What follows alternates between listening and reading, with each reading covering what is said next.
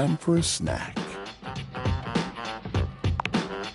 Looking for some cheese is the kind of talk for someone on a quest. This ain't a snack, huh? Wow, haven't heard that name in a long time. Well, I got a block of cheddar with your name on it. Or, well, his name. Anyway, hope it does the trick. Freddy hands you a small block of cheese. No problem. See you later, cool kid.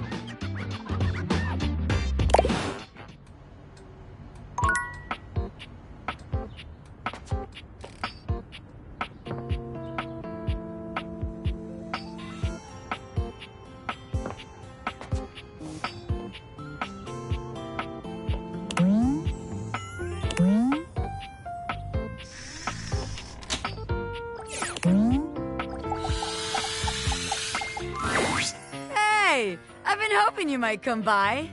I've been practicing this real dangerous trick for my concentration shot. A little smooch could help me focus, you know.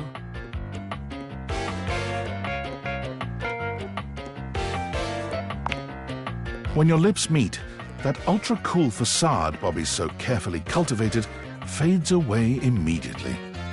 They melt in your embrace, still smiling dreamily when you finally part. Woo-hoo! All right.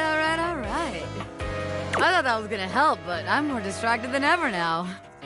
We're just gonna have to get together later. All right, babe? Me too. See you soon.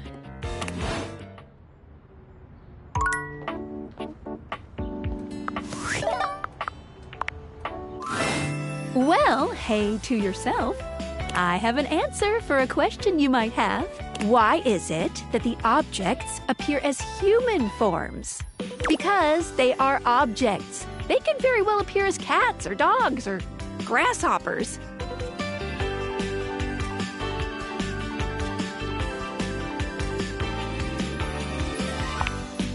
Aw, I'm so glad. We're on the same bandwidth and everything. Cool.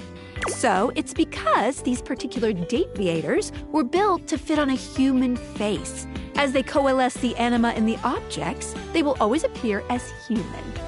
If I was a dog version of the deviators, then when pooches would see through me, they would see all the datables as canines. Is that cool or weird? I'm not sure.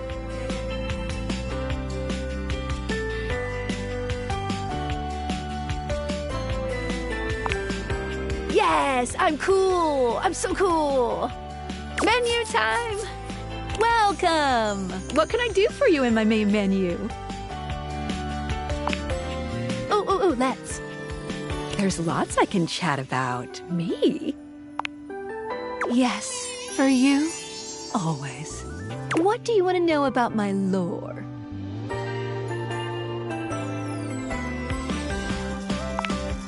When a dateable object falls in love with you, it might speak to you in terms of what a human might think of as sex. It's not. It's more that your two consciousnesses are intertwining in the vibrational ether caused by the focus of my lenses. Basically, you're not having sex with your furniture.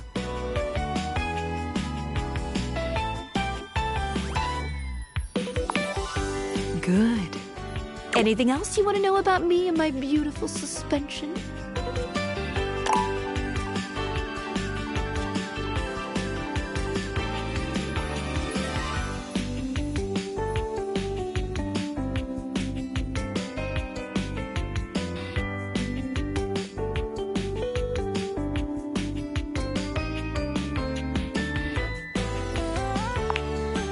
Yes, each object is the same from all corners of the universe. Once the form of each object took shape, say microwave, the animus of its carrier was born. You don't know him yet, but his name is Luke. Luke Nukem. There might be deviations between ones around the world, but once the metal and circuits become a microwave, it then vibrates along Luke's very own wavelength.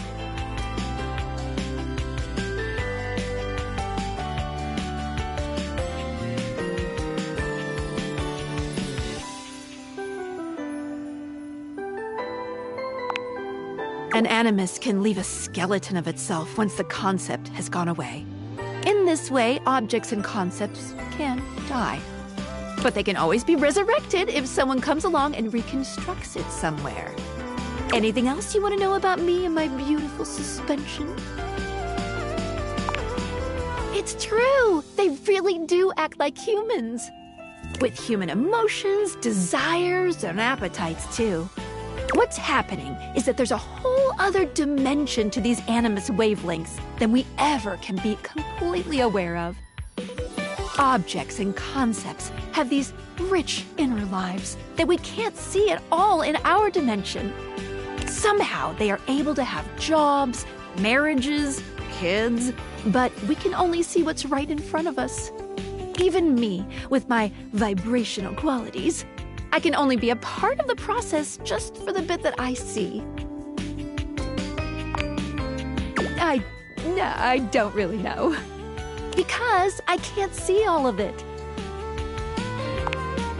They could have lives parallel to the ones humans have, and we just can't sense it precisely? Maybe?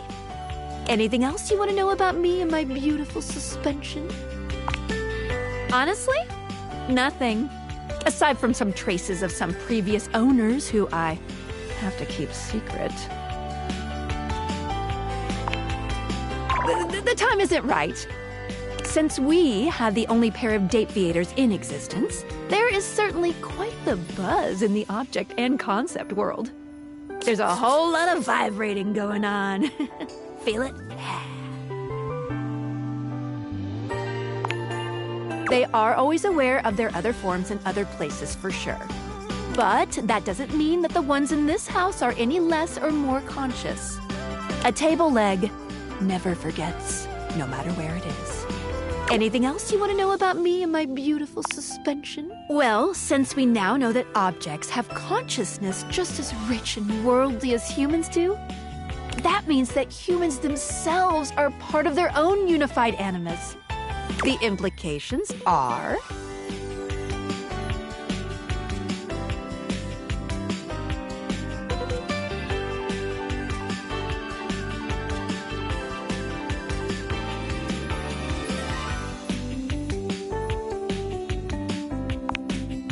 Yep. Either way, we won't know until we step outside. Anything else you want to know about me and my beautiful suspension? That's all I got for now. Thanks for your curiosity.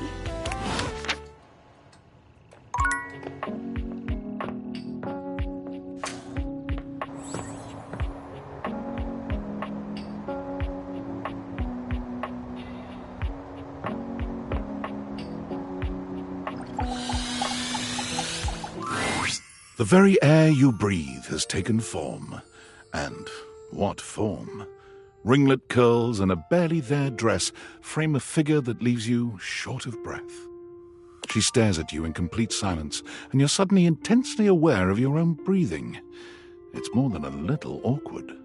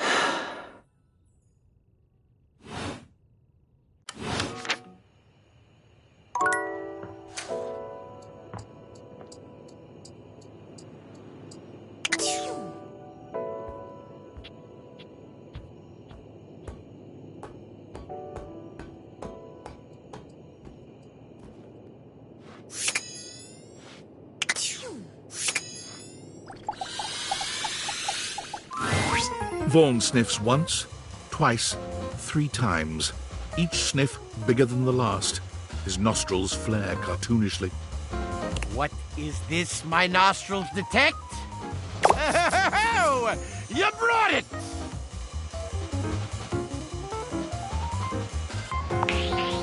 I'm gonna pretend you didn't just try that. Ugh, really? Puns? doing this. Vaughn takes the cheese from you, bringing it in close and inhaling its scent in a manner so obscene, you're forced to look away. Oh, yeah. Oh, yeah. This is the good stuff, I can tell. Aha! Oh, I'm gonna be covered in rats in no time. I only worship Jesus, and even he can't save them rodents now. Ain't no higher power in the crawl space. Just darkness. And Bodhi, I guess. But mostly darkness.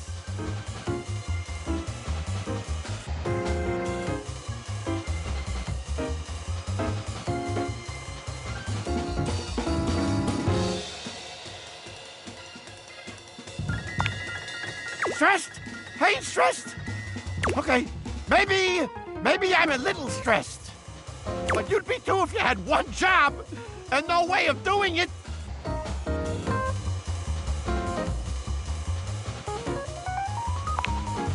Ah, sure, 'cause we live in the 30th century, Buck Rogers. Wait till those bots try to take my job. I'll snap them in half. I got your AI right here. Stop, stop, stop. I say, here you come. Here you come, you little AI. Come here, you little... Stop! That's how I get him.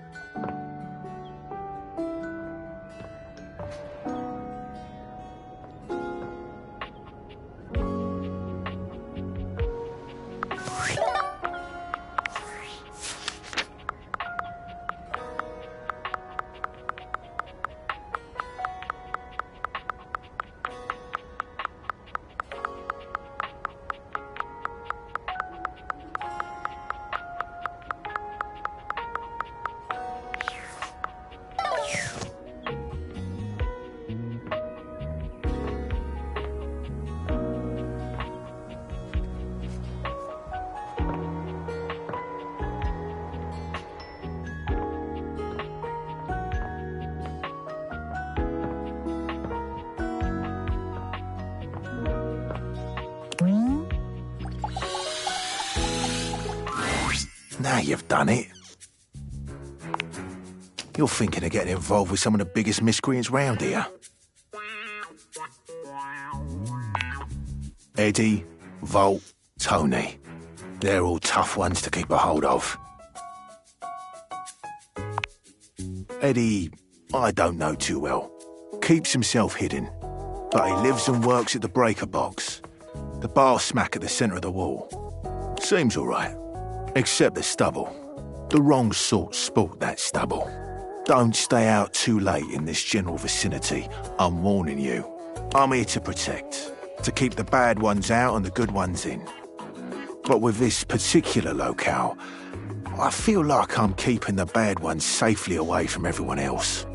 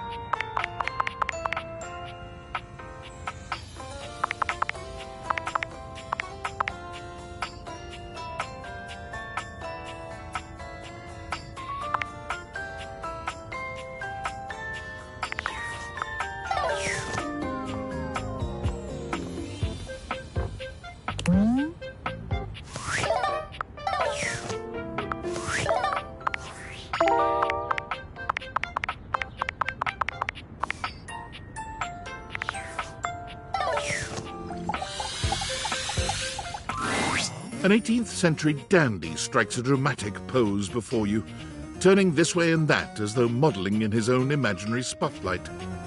He seems quite impressed with himself. Yes, yes, it's me. It's me. The one, the only Candelabra.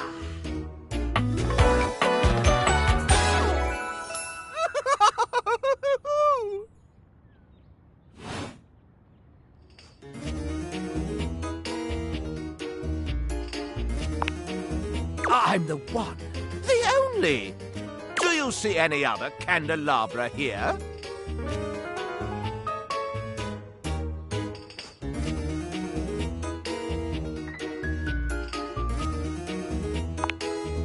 Nay, perish the thought. Had you any, surely I would know of it. My little wicks would have made certain of it. My lovely lads, my flames, my sentinels. They travel around the homestead and find out all the lovely lies they all speak. Oh, no, it's merely a turn of phrase. I mostly just raise my voice.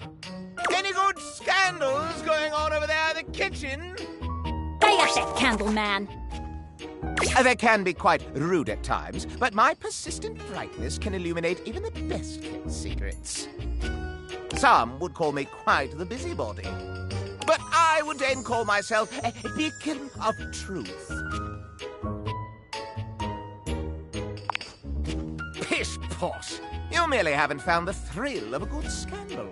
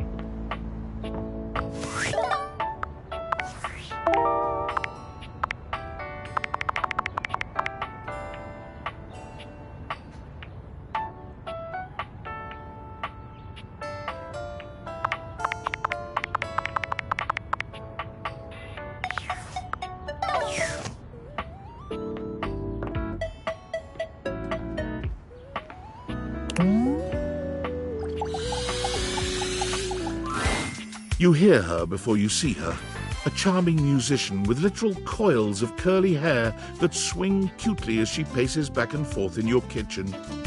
She's clearly absorbed in something. She appears to be talking to herself. Ay, mira, look at all these crumbs. I'm gonna be writing some great music soon, I can tell. I'm at my most creative when I'm a little messy.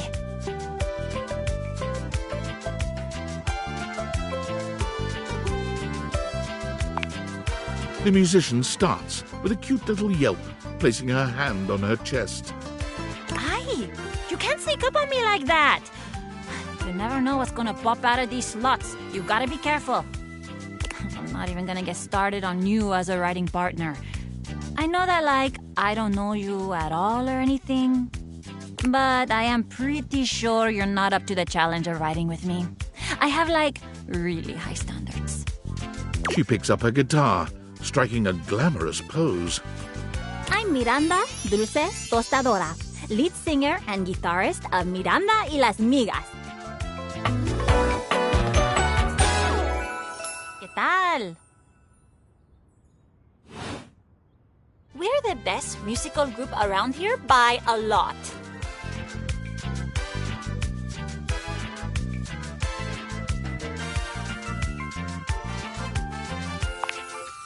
I mean, not really. The only real competition for me is me. I'm pretty great. Well, sure. I have to be confident to survive in this field. You think it's easy being in the limelight? It's a hell of a lot harder than being in the lemon light, believe you me.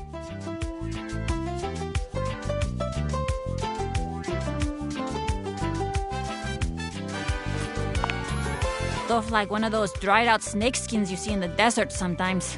Oof. But I have so many fans that adore me and adore the band. I'd do anything not to let them down.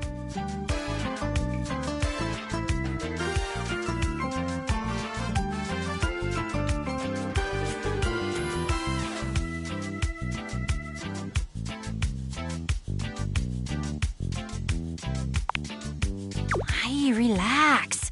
I mean, you should definitely be a little scared of me because I'm like super pretty and successful and intimidating, but mostly, cálmate. No need to get worked up. I'm just having some fun.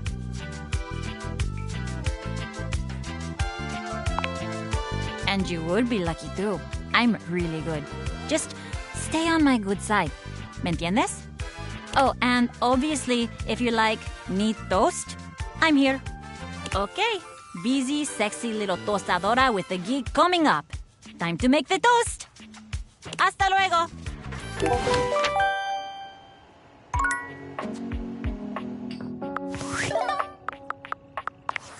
Valdivianites, it's David Most, your beloved CEO, with an important question. What do the following items have in common? Cellophane, eyeglasses, and bottled water. If you guessed they're all 15% off today only on Valdivian.com, you'd be absolutely correct. But even more importantly, they're all transparent. As your leader, I value transparency above all else, especially when the board of directors changes the locks on my office. Message received, Ian. With that spirit in mind, I need to share some difficult news with you today. I have not been entirely candid regarding my lost sunglasses. Firstly, the lost item was thankfully not my sunglasses. My sunglasses were handcrafted in Italy by blind artisans, are inlaid with conflict diamonds, and are locked in my safety deposit box. No, the missing item in question is actually a Valdivian prototype. And even more importantly, it's the only existing prototype of the amazing new gadget we're planning to launch for the Q4 Blissmas season. Unfortunately, the engineer who invented the prototype was a disgruntled former employee who destroyed the schematics before disappearing himself. So, as you can see, it is imperative that the glasses are found as quickly as possible. To that end, and after discussing it with the board, we are now prepared to offer a handsome reward for their expedient return. A $50 gift card to Valdivian.com.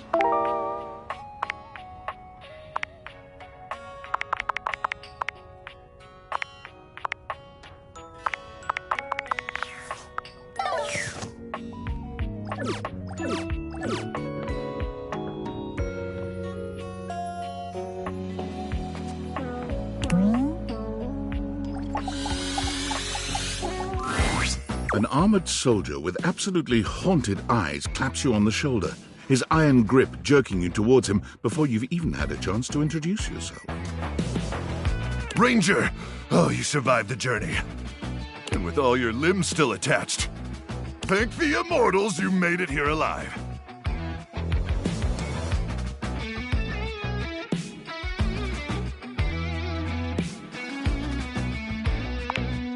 He stares at you for a few moments, though he doesn't remove his hand from your shoulder. Oh, I'm sorry. I didn't realize you were a Separatarian. In that case, thank the non-denominational person and/or inanimate object that may or may not be eternal with undefined magic powers who may not even exist at all. He starts suddenly, clapping his hand to his forehead. Oh, and heck, where are my manners? Name's Nukem. Luke Nukem. Look at you. Sorry, it's been a while since I've seen another face. Except the faces in the walls, of course. They tell me to burn things. But I try to tune them out. Mostly because I already burned everything flammable weeks ago.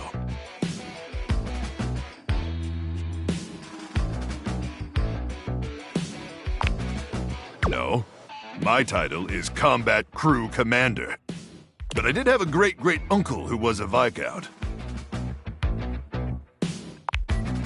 Hell, I wish, Ranger. Truth is, I'm just a grunt. That's an acronym. Greatest Reserve Unit Notwithstanding Trevor. But Trevor's been missing, presumed exploded a few weeks now, so I think I'm up for a promotion. Anyway, forgive me if my extended isolation has eroded some of my social skills. I've just been stuck guarding this outpost for months. And you spend enough time out here alone, it's real easy to go feral. But don't worry, they have great solutions for that now.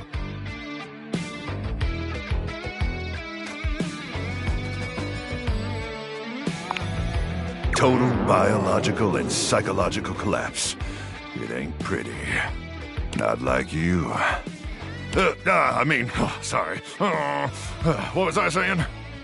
Oh, I'm just so excited you weren't obliterated!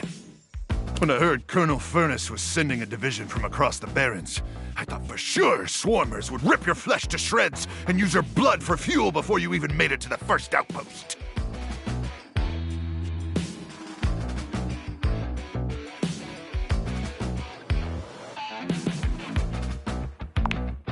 Nah, there's plenty of gas. Swarmers are just stupid.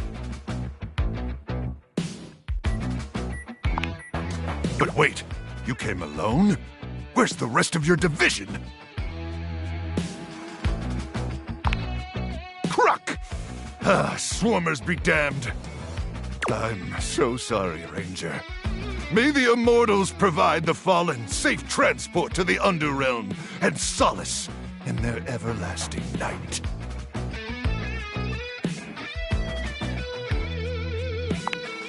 It's Luke, but I appreciate you too, Ranger.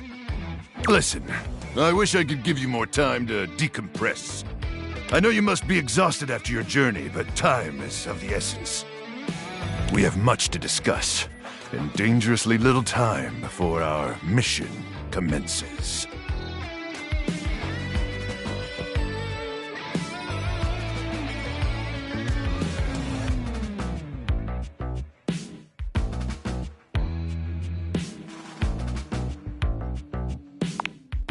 I already told you, there's no time!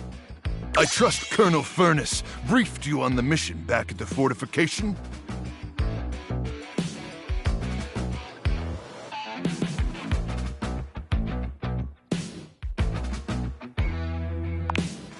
Don't worry, Ranger. We all have our private struggles. Me? I'm addicted to setting things on fire. But I'm happy to walk you through it again. Here's the situation. I have, in my possession, a handheld electromagnetic device powerful enough to flatten the Barrens entirely. From Cape Death, to the Death Zone, to Deathtropolis, the Citadel of Death. It's called the Magnetron. Here's an artist's rendering.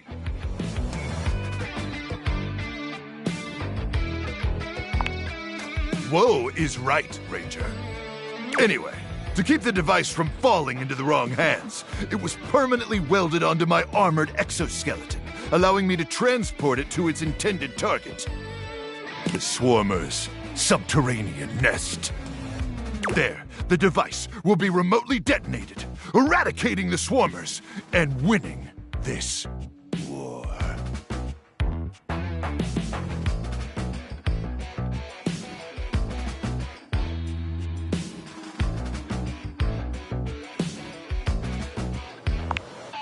Of course there's a war! There's always a war! I need you to meet me back here tomorrow at 0700 hours. After a light breakfast of irradiated grubs, I'll walk you through your training and our mission objectives.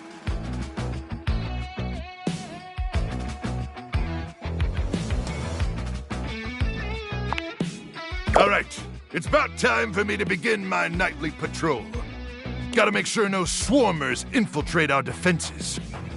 May the Immortals watch over and protect you.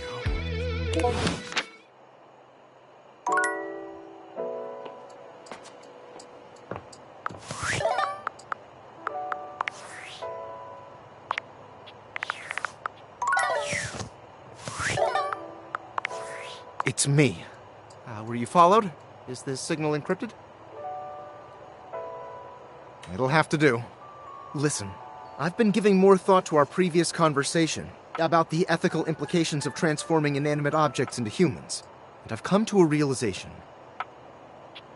It's honestly not up to us whether an object should become human. It's up to the object. And if an object expresses desire for personhood, who are we to deny them? I did discover one other interesting piece to all this. After analyzing the data, it appears that certain objects can only become human if the Dateviator user possesses the necessary personality traits. I'm not sure why. I theorize it's because certain character attributes emit an energy vibration on the same resonant frequency as the molecules of a particular inanimate object. But in all honesty, it's likely a mystery that science will never solve. That science will never solve. Regardless, I was able to discover which personality traits seem to resonate with each inanimate object, and I've uploaded that data into the Dateviators. I've labeled it Realization Recipes. You should be able to access those files now. I'm so sorry, but there's no time. Valdivian's goons were closing in, so I was forced to flee to a country in South America to avoid detection, and my cell carrier's overseas data plan is very limited. Seriously? 10 megabytes a day? I can barely send a GIF. What a joke! Remember, check the Dateviators for the Realization Recipes.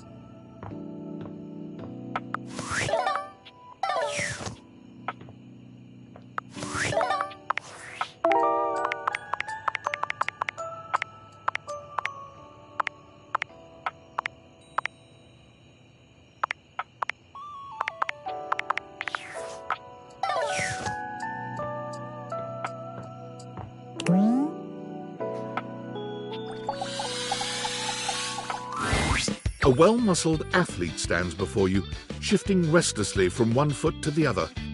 There's a strange air of anxiety to her, despite the broad smile plastered on her face. She seems a little too happy to see you. Hey, what's up, Dudette? How are you?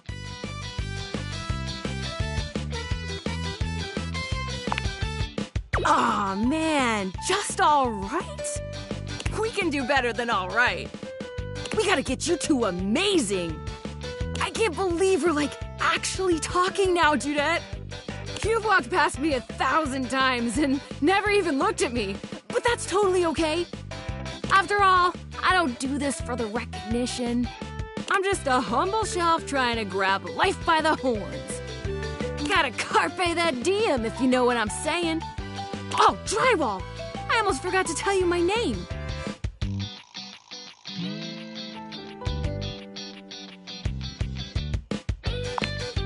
Of course you were! Like the other day when you spent 7 hours on the couch looking at your phone. Oh, you must have been crazy busy. I totally get it, Bro Dudette. The name's Shelly. I'm your shelves. Yo! It's my job to hold your stuff up with my amazing muscles. I really enjoy doing it!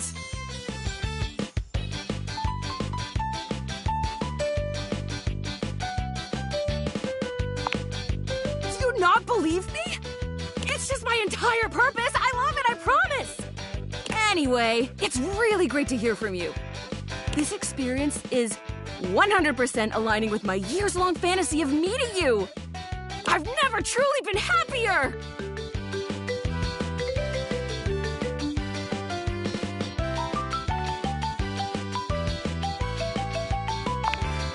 Oh my gosh, no, never, not you.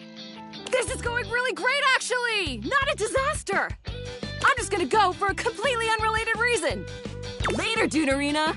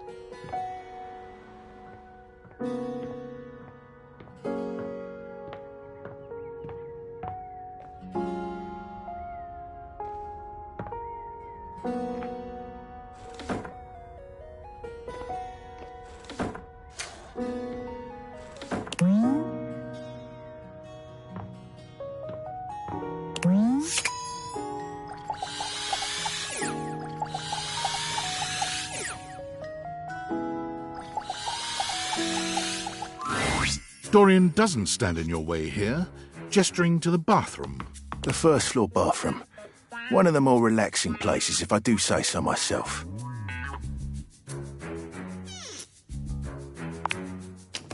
You Yanks are the same. This is the first floor, the premier etage. Downstairs is the ground floor, because it's on the ground. Of course it does. Everything that exists stateside is better thought out where I come from. I am the single path from the gymnasium to the first floor bathroom. Without me here, I could see you drenched in sweat after a workout, pathetically wandering from no less than 2 other rooms and doors until at last you are surrounded by the welcoming sight of the washroom. Imagine the shame as your unwashed form slithers across the second floor landing, witnessed by all the other objects, gazing at you from lidless eyes. Where would you be without one such as me?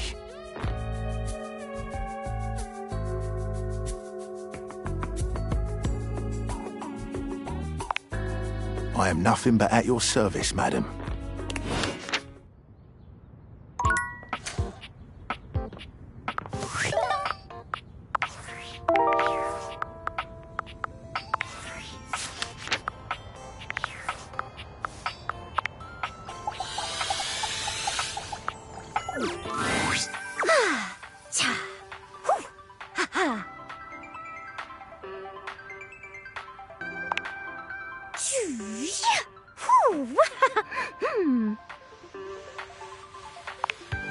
Huh? Oh, sorry. I was just doing some of my acting practice. UI is more than just the text. It's the little transitions and animations, too.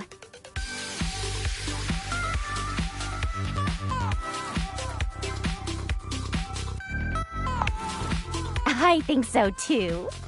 I love the little animations, and they help the others here show their emotions in a more reactive way than what might be conveyed through art alone. And practicing can be fun.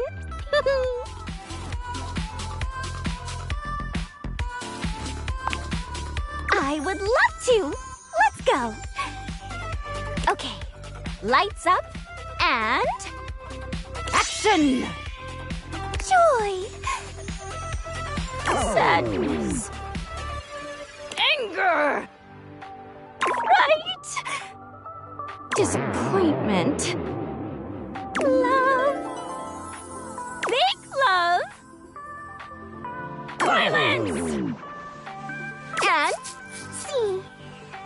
What do you think?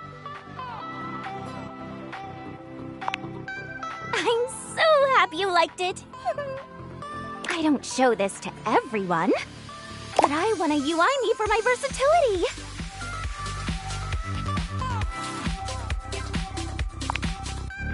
Yay! So, you've been meeting more dateables, huh? How's that going? Anyone catch your eye?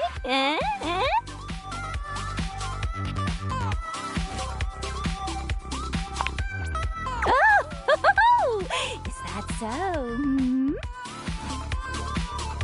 Well, hey, since you've been doing a great job of being curious, I'd love to let you know that you're doing a great job! Being inquisitive, asking questions, listening, these are my favorite things. Keep up the good work! Of course! Remember, I'm always on your side. Find me again after you've awakened 60 dateables. TTYL! Hoo-ha!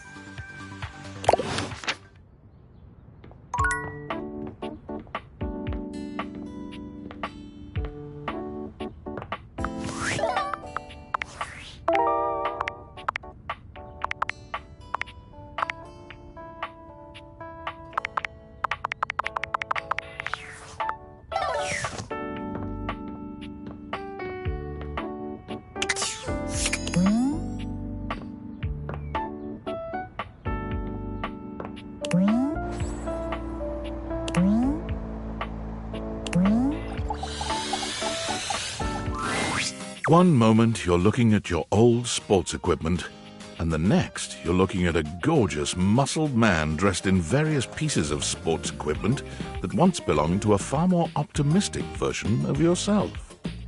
As you watch this guy go through an entire squat routine, it's more than clear that, unlike you, this guy has never struggled to maintain an athletic routine. Mid-squat, he stops suddenly, bending down to peer at you through his legs. A handsome, smiling face, boxed in by thighs so thick and developed, you're rendered speechless for a few minutes. Oh, hey! He sets his weights down, standing up and beaming at you like you've just told him he's won the lottery. It's about time you made your way over here. I was starting to think you forgot about me.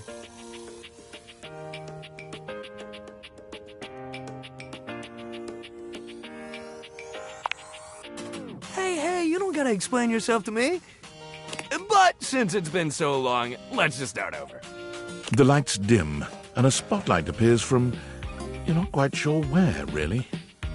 Ladies and gentlemen! Now entering the stadium, the king of the ring, the Duke of Dunk, the jack of all trades, master of fun, Mr. Duncan Dunk Shadowcack! Oh, hell yeah! Hey, thank you. He goes through a few poses that really make his abundant muscles pop, looking at you with the grin of a confident athlete.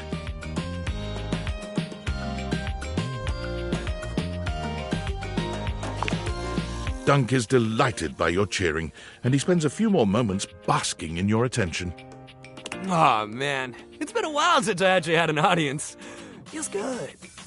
Don't worry about remembering all those names. That's just stuff that makes me sound cool when I hit the court, or the field, or wherever I'm playing. Dunk is just fine for pals.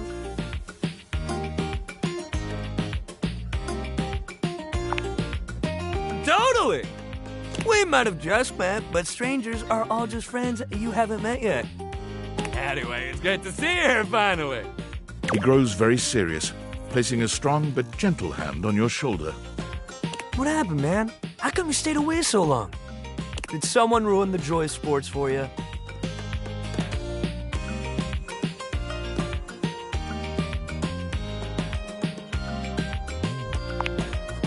Ah, man, I get that. Life is so much sometimes, but you gotta make time for yourself, too. Dunk gives your shoulder one final little squeeze, and then he's slapping you on the back so enthusiastically you nearly collapse. This fine hunk clearly does not know his own strength. Well, hey, no matter what happened before, you're here now. Your inner athlete said, let's get it, baby! And who are we to say no to your inner athlete?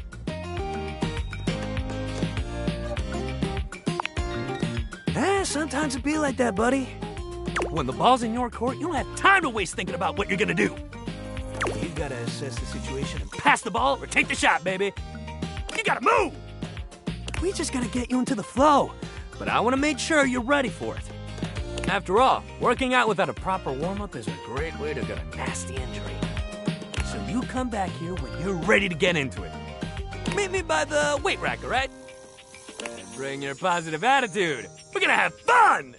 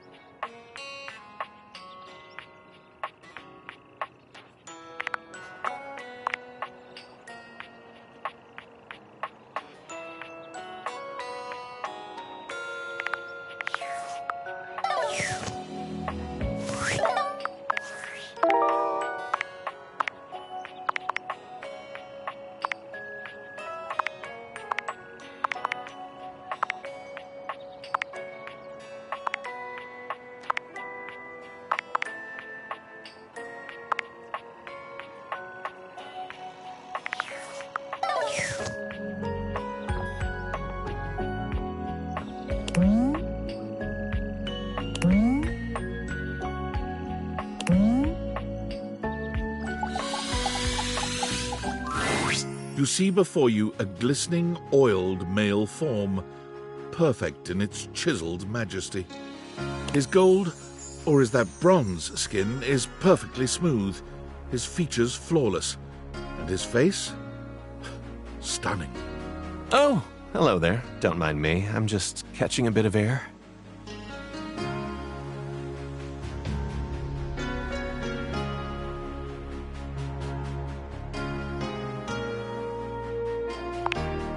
Oh, yes. I am rather worth taking a look at, aren't I? I'm Stepford, trophy of trophies at your service.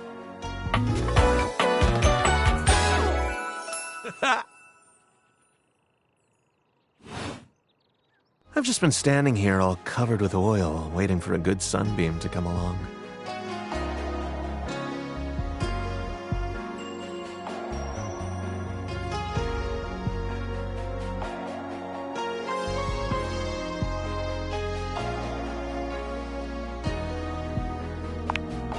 Oh, this and that, depends on the day. For example, yesterday, I was trophy of the first out of the Cabinet Cup. But I've also been given to the winner of the Cereal Bowl. So, what brings you around these parts?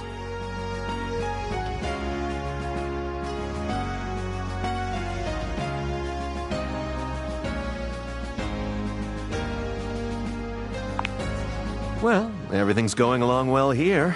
First place and all that. As it so happens, I have a self-tanning appointment coming up. Can't be late. But I'm so glad we met. Come and see me again soon, won't you? I'd love to, ask your opinion on something.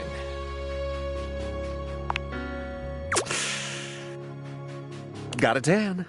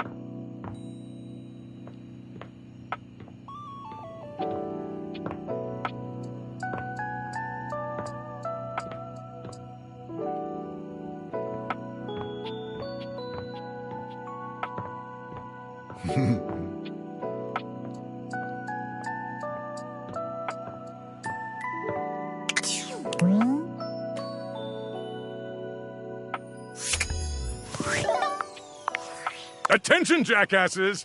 It's been weeks already, and you're seriously telling me there's been absolutely no movement on this missing glasses issue? Maybe I haven't made myself crystal clear.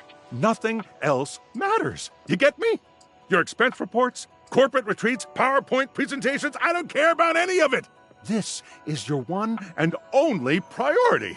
You find me those glasses if you gotta burn this whole worthless rat trap down to the foundation, and do it now! Secretary Dawson at the Pentagon is breathing down my neck, and his breath stinks like flaming garbage! You think shareholders are bad to piss off? You do not want to screw with the U.S. Department of Overseas Violence, get me? We're all gonna end up buried alive in some desert somewhere! Find me those glasses, now!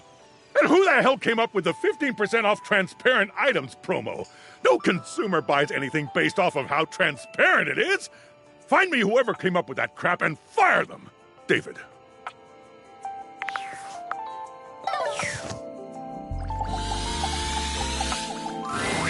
You see a pair of hands sticking through the air conditioning grate, and the barest suggestion of someone's eyes, but no more. What do you think?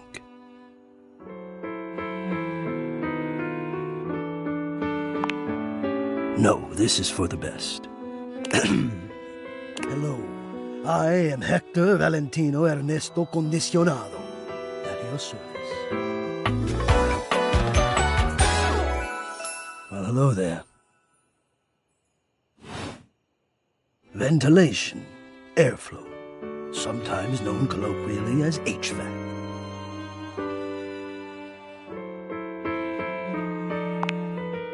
Yes, to hear me, I would wish you to understand, and if not understand, then at least believe me when I say that hearing me is the most pleasurable way to meet for both of us. Seeing me, well, it's not a compliment to me, and it would be a great disappointment to you. My greatest wish is to give you pleasure. But I'm getting ahead of myself. Tell me, how much do you think about me? Now, yes, I understand that our meeting in this way is so very new for both of us. I truly never expected to be able to speak to you this way, face to Great. I have accustomed myself to this seemingly unavoidable reality that you would always be human and I would just be this. But even as this, I have dreamed, and I would know. How much do you think about me?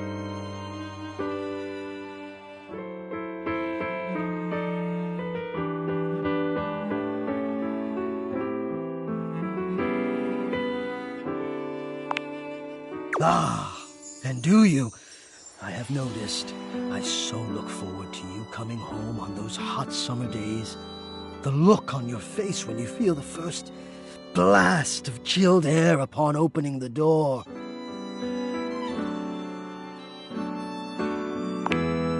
Yes! And when it is cold outside and you walk in and you can slowly warm up and remove your coat, your hat, you can begin to get comfortable and relax into the evening ahead of you.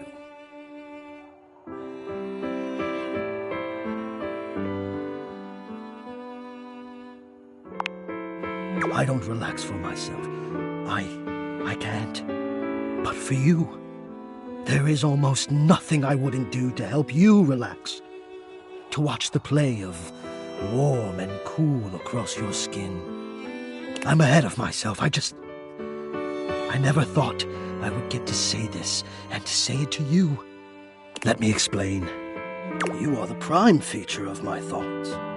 Whatever power courses through me, I turn to your pleasure. Whatever warmth or coolness I possess, I direct in full to your comfort.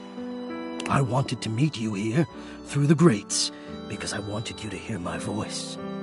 I want you to hear the melodies and resonance I create through these ducts, and know that it is all and only another gift it honors me to offer you. I watch the play of air over your skin, and I feel deep joy that I have the air to give you. I adjust my own temperature and my intensity until I see the flush of contentment spread across your face. And then, I rest in contentment of my own. I never thought I'd be able to say this, and in a way you could truly understand. And now I have, my God! Now I have.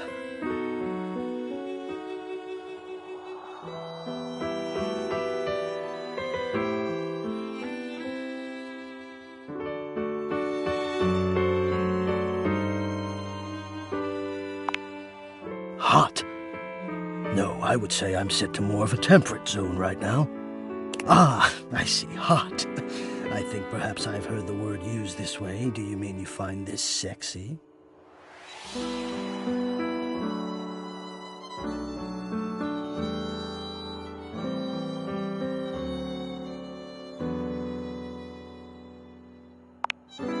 Of all the dreams I'd held of how this moment might have unfolded, that you would be attracted to me too was surely the most fantastical. Perhaps I might share more. As I share with you, I can feel more and more air moving through me, as though there is a storm brewing, a cyclone beginning. I have never felt it before, this build of energy.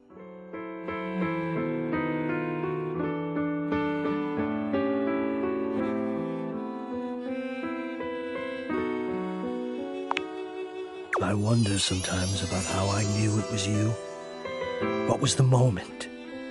What was the sensation that told me you were it? I can only ask this of myself, of course, but I realized that it was how I felt around you. When you push my buttons, when you move my temperature setting up or down, I exist only in service to you. Everything about me only is because you will it, because you direct it. Do you understand this?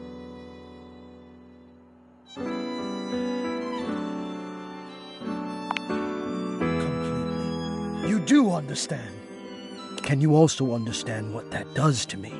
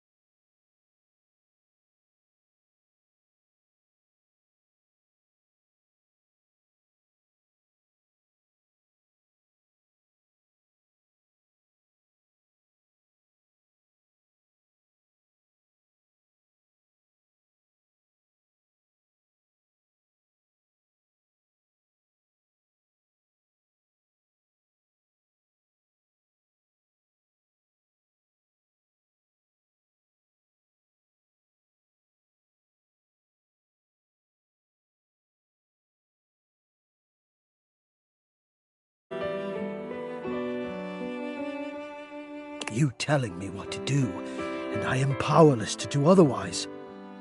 Somehow it relaxes me. And to know that I'm giving you precisely the thing you want at that moment. Oh, it fulfills me.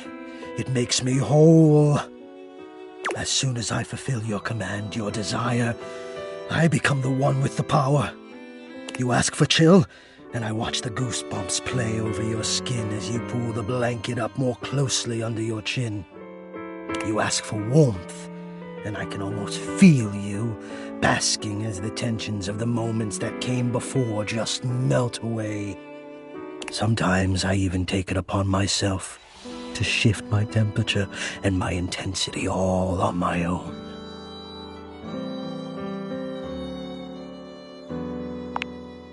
I know. It might not be strictly in my purview to do this, but sometimes I cannot resist playing your sensation just a bit. I am a craftsman, and you are my clay. I hope this is all right.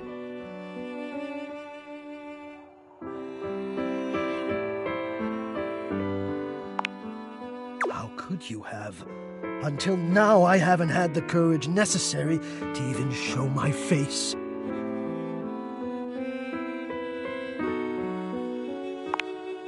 Yes, gah! You are correct. I will, one day. But for now, let us live here, in this beautiful world, where we can love each other as we are, even if it is a fantasy. Let us be here as though it's real.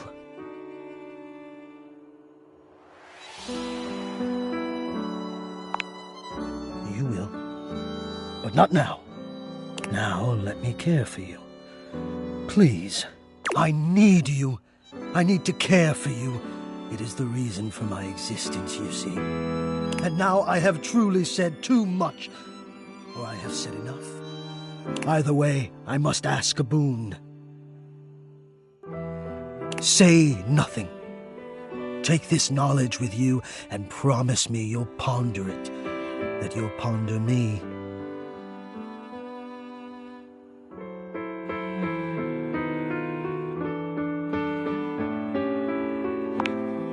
Oh, I always feel I've said too much.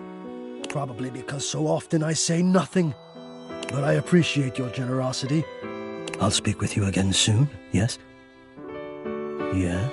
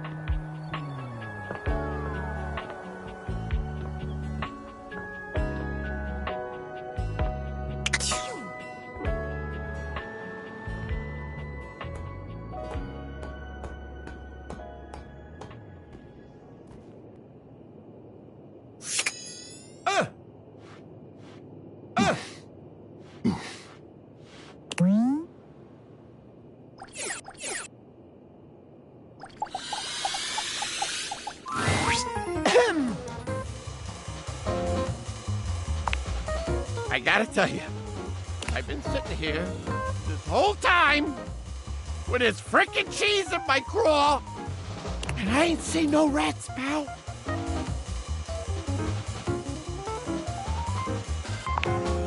That's good, she says. Great!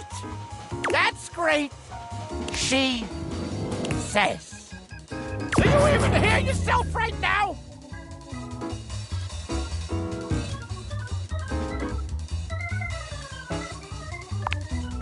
You son of a... I'm this close. I swear to... You must be new here, so I'm gonna cut your break. You're lucky. You gotta understand. Snapping rats is what I do. And if I ain't got no rats, then what am I? Some kind of fool just laying in a crawl space for my own amusements? Do I look like a fool to you? Huh? Huh? Answer quick.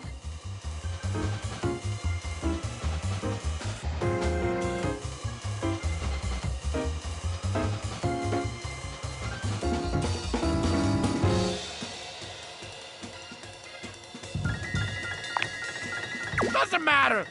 If there's no rats, then what is there?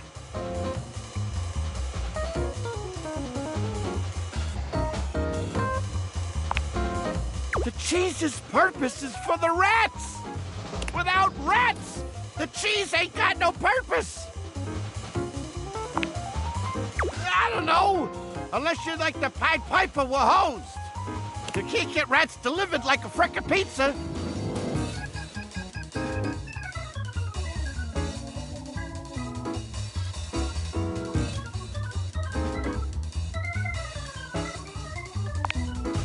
All right, this sci-fi shit's making my wood warm. Look, I know I weren't no angel when you brought me that cheese, but I do appreciate you helping me out. I think I just wanna be alone right now, okay? We're probably scaring the rats off with all this jib-jabbing.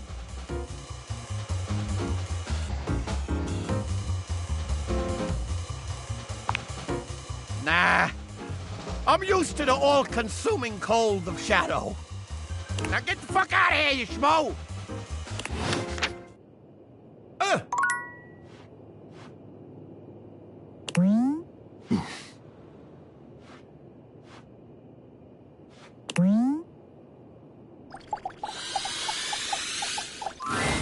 Dorian is less clothed than the last time you saw him, but when your eyes meet, he doesn't seem the slightest bit embarrassed.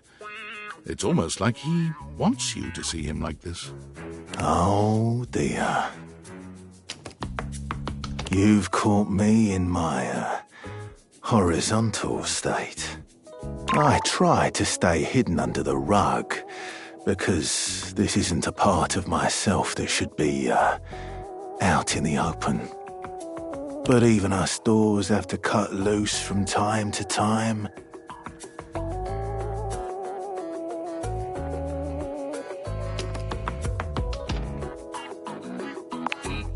Dorian's abs seem to glisten a little more with that response. Do you, like what you see? Well, you should. I like to keep in shape. Duty and all that. I've been thinking of getting some more tattoos. What do you think?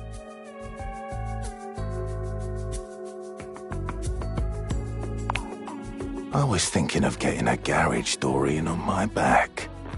One of the most interesting types of doors there are in the modern world. Brings me back to my drawbridge roots, when I toyed with the idea of going horizontal, full-time. But you get older and, well, here we are. Thanks for chatting me up. We're friends, but... The ghost of a smile tugs at his lips. Even friends can have little benefits here and there.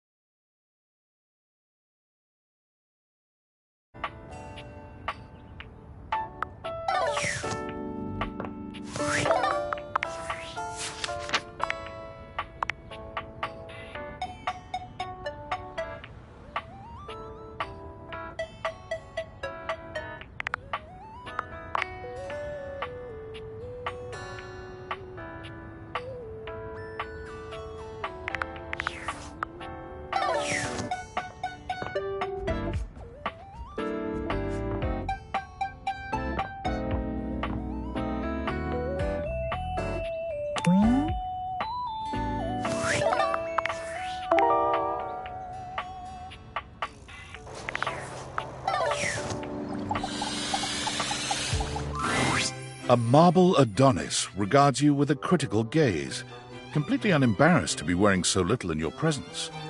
He gestures to the room around you, wrinkling his sculpted nose.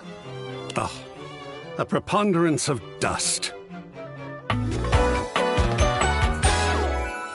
Oh.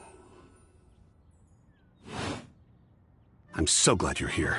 As the owner, the curator of this house, I feel this must be brought to your attention. Just look at that. The dust has created almost a cake-like texture. Makes it next to impossible to divine any detail or subtlety the piece may possess.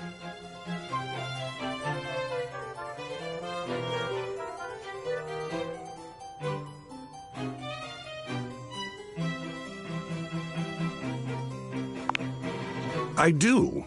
Precisely. It needs a good brushing. Or perhaps a good swiping. Or maybe even a good blowing.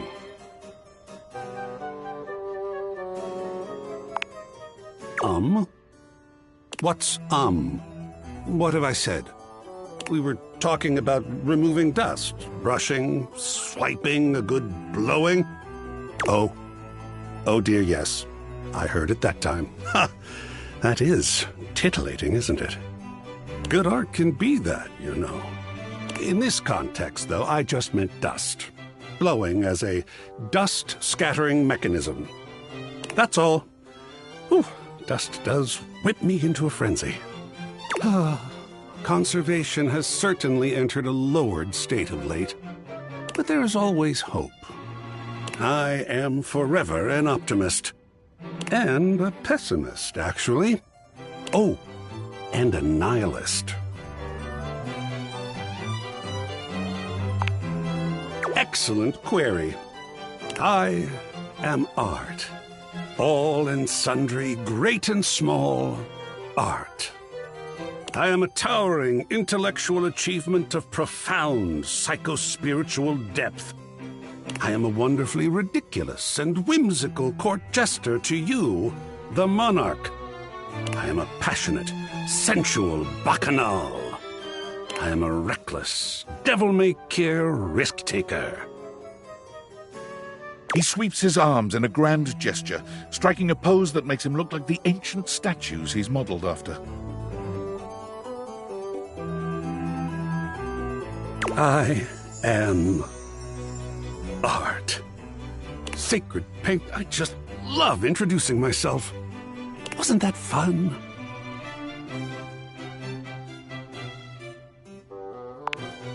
Oh, wonderful! I love being overwhelmed. There's something about losing control that is really very therapeutic. Not all the time, of course. Even a Jackson Salt Lick has some structure. But speaking of overwhelm, I'm wondering if you might be interested in helping me with a project. I confess myself to be slightly overwhelmed by it.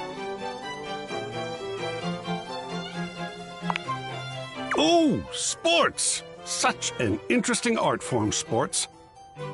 But no, there are other things to speak of just now. I have fully invested myself in the project of turning this house into a gallery. It is by no means required, but for several reasons, I would love your input and assistance. Would you care to join me? I've never had a co-curator before.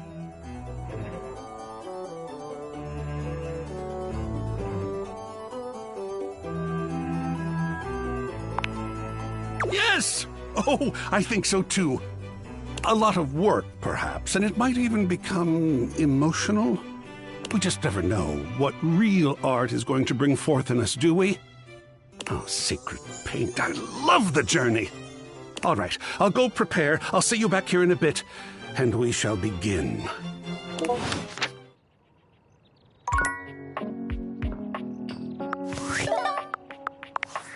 David is obviously becoming desperate, and he doesn't do well under pressure. I'm worried his behavior will gradually become increasingly erratic until he crosses a line he can't come back from. You have no idea. I should never have put you in this situation.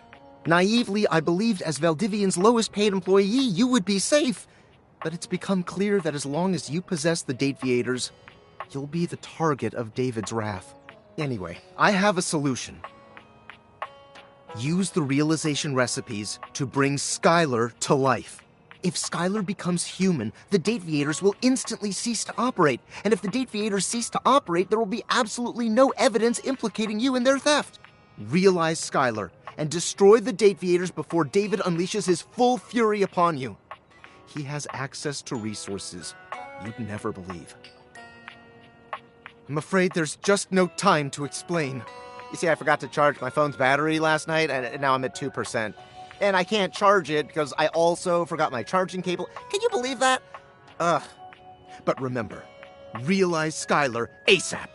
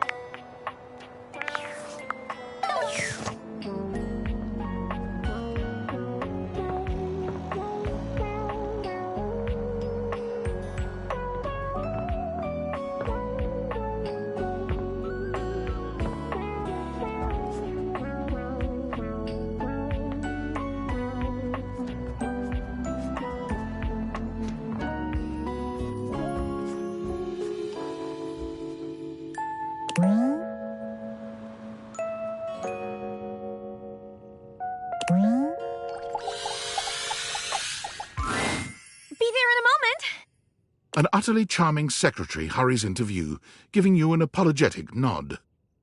Hello there. What can I do for you? Her greeting is cut short as she seems to recognize you mid-sentence. Oh! Oh, my goodness gracious! It's the human! Oh.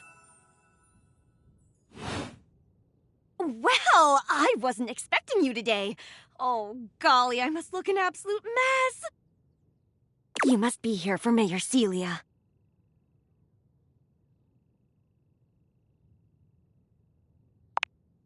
Oh, you don't know. I completely understand. You must be such a busy bee running around and taking care of all of us here in the house. Who would have time to remember every little detail? Mayor Celia runs things around here, keeps an eye on all the citizens, makes sure the wheels are greased so nothing squeaks. You know, that sort of thing. I help her out when I can. But if we're being honest, she does most of the heavy lifting around here. Keeps a roof over everyone's heads. Literally, she's the ceiling. I could pencil you in for an appointment, if you'd like.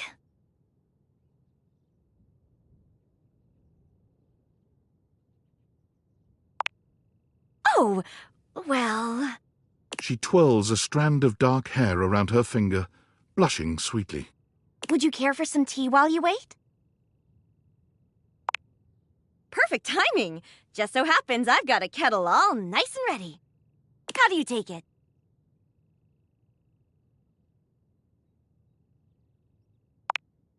Coming up! I'll use the nice cup since you're a VIP.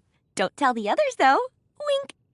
Probably could have just winked my eye instead of saying it out loud, huh?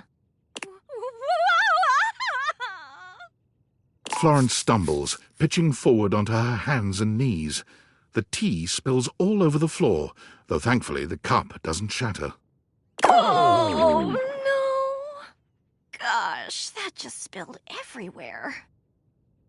Right on the carpet of my good jacket. Oh, that's gonna stain. I'm so sorry, dear. I need to dab this out with a towel right away. Would it be all right if you showed yourself up to the mayor's office? Just this once? Thank you so much, dear. Sorry again about the tea. Oh, please don't tell the mayor about this. There she is, the mayor herself. She simply radiates poise and power. She's an intimidating sort of beauty, but you find yourself intrigued to learn more about her. So, in summary? I just think if I could get a little more foot traffic around my bar, I'd get more business. Oh, Beverly, I understand your concerns. But what do you expect us to do, dear? We already put up posters and held fundraisers. We can't just move the fridge, stove, toilet, and everyone else out of the way to clear foot traffic every night. We can try that. Bev. Fine. Trust me, we're doing everything that we can. All right. But if nobody's in by next week, I'll be back. I'm sure you will, darling. Celia presses an intercom button on her desk. Florence, dearest, send the next one in. Yes, miss. Hi. Hello, Mateo. What can I do for you today? That's a great question, actually. Now that I'm here, I can't even remember. Isn't it funny how that always happens? Right when you need to think of something to say, your brain just sort of goes blank? You know what? It was probably nothing. I don't want to waste your time. I know how busy you are. I'll just see myself out. Mateo, come. Sit. Tell me what's bothering you. Right. It's just... Go on. It's Lux. They're kind of pulling cords around the house, refusing to pick up after themselves, keeping the whole bedroom up late with their streams. It's really been stressful for the inanimals. And I don't want to get anyone in trouble, but it's just been a lot, and... All right, Mateo, all right. Lux, you said. Yes, ma'am. I'll have someone take care of it. Thank you. Next. Hello, Wallace, darling. Whoa! Yes, I remember from last week. It's on the docket. Whoa! Think nothing of it. Next. Oh, it's you. I don't believe we've formally met. Mayor Celia. I'm also the president of the HOA. That's Home Objects Association.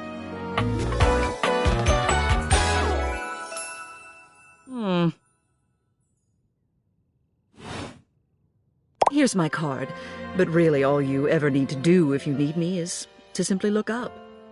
What can I do for you today?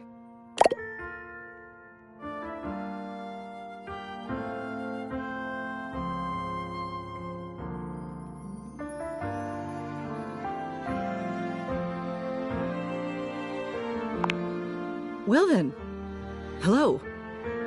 Meeting successful. Never a bad idea to make sure everybody knows your face. We're important here. Some sit back and wait for others to plan things. Others simply do them.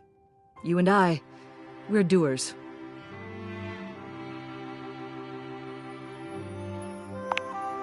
That hardly precludes you from getting things done. It just means that you do them quietly. You seem like a reliable sort. I wonder if I might ask you a favor. It's about my assistant, Florence.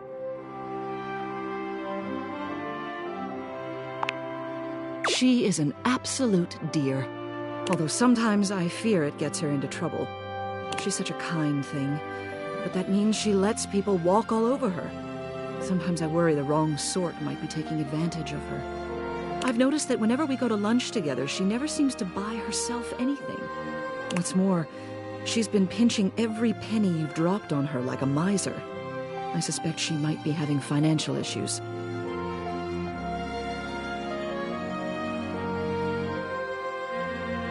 The office pays her well, of course. She's an invaluable assistant. I think it's possible someone might be fleecing her. I'd like to formally ask for your help. I may be her boss, but Florence would never give me a straight answer if she thought it might upset me. However, she's quite friendly with strangers. And technically speaking, as the owner of the house, you outrank me.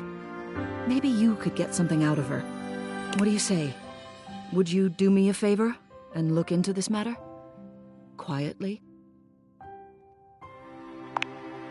Thank you. I'll be waiting. Hopefully it's nothing. What else do you need?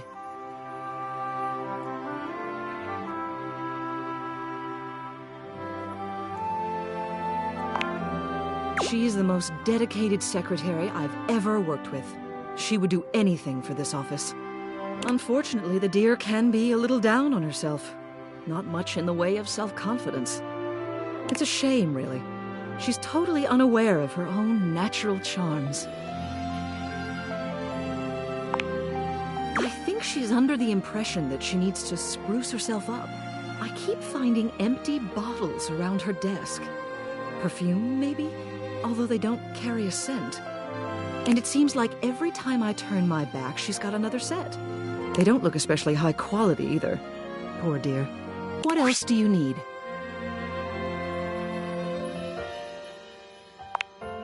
You have done so. Keep well.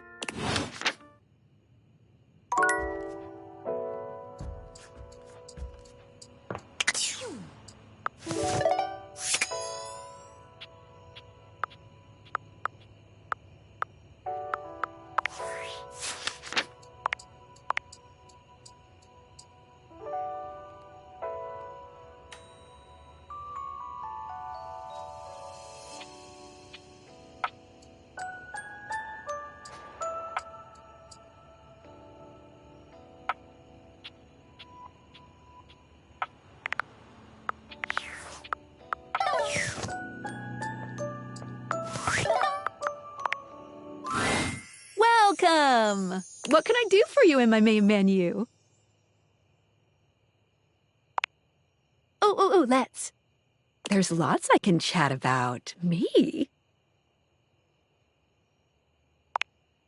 Relationships? My favorite subject. What do you want to know?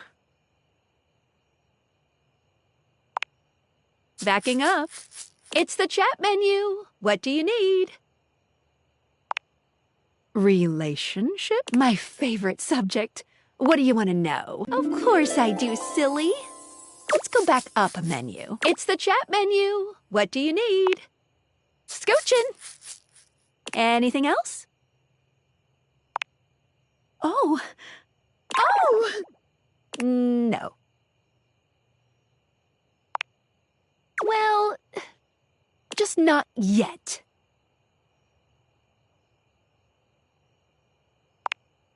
When Franklin least made me, it was in a sort of a mad, passionate rush of scientific fervor. There were unintended consequences, like realization, which is a good thing. Definitely a good thing, pretty much. But one of the issues with realizing an object is that each of us can only leave once our own little purposes are complete. Some of us here still have things to do before we go. I call it unfurnished business.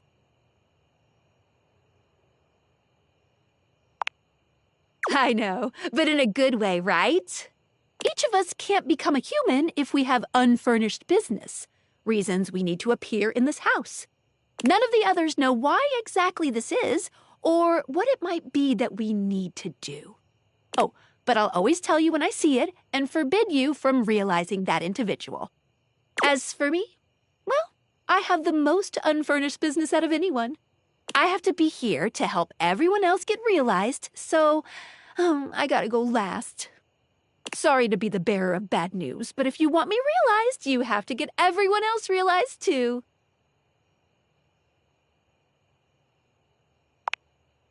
You got it. Keep realizing everyone you see, and eventually my unfurnished business will become furnished. finished.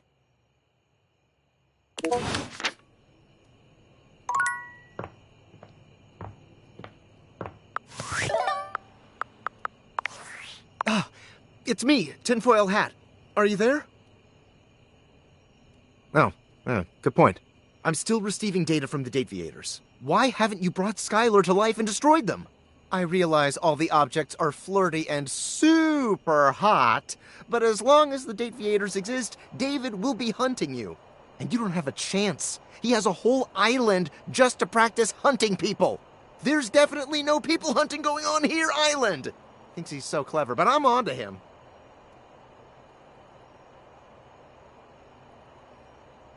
You can't realize her? Oh dear. This must be unfurnished business. Undoubtedly from too many reanimation gluons in the plasmonic nanogenerators. Oh, I was afraid of this. My calculations showed it was a possibility, but I didn't realize it was unavoidable. There'll be talk about reanimation gluons much later, I promise. All right, change of plans. If unfurnished business is inevitable, then you'll need to bring every object to life before you can realize Skylar and destroy the Dateviators. Any questions? I'm so sorry, it'll have to wait. I'm illegally piggybacking off of my neighbor Howard's Wi-Fi, and he just found out. He's only 11, but he's got a black belt in Taekwondo, and he's a real big kid. Realize all the objects so you can destroy the Dateviators.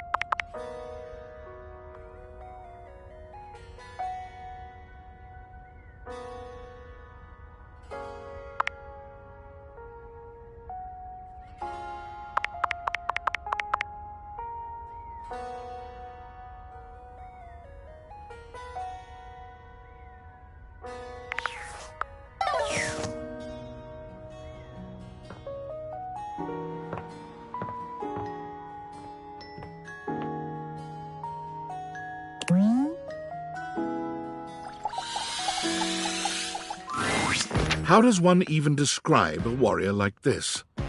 A veritable, well, wall of muscle stands before you.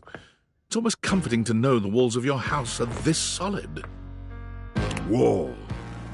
Wall, wall. Wall, wall, wall! Wall.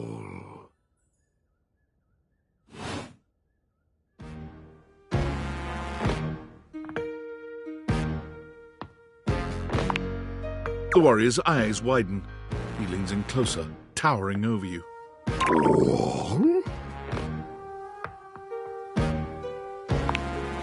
Whatever you're saying here is clearly pleasing to him. He nods, beginning to smile.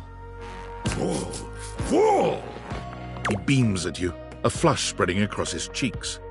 I love you! Wall!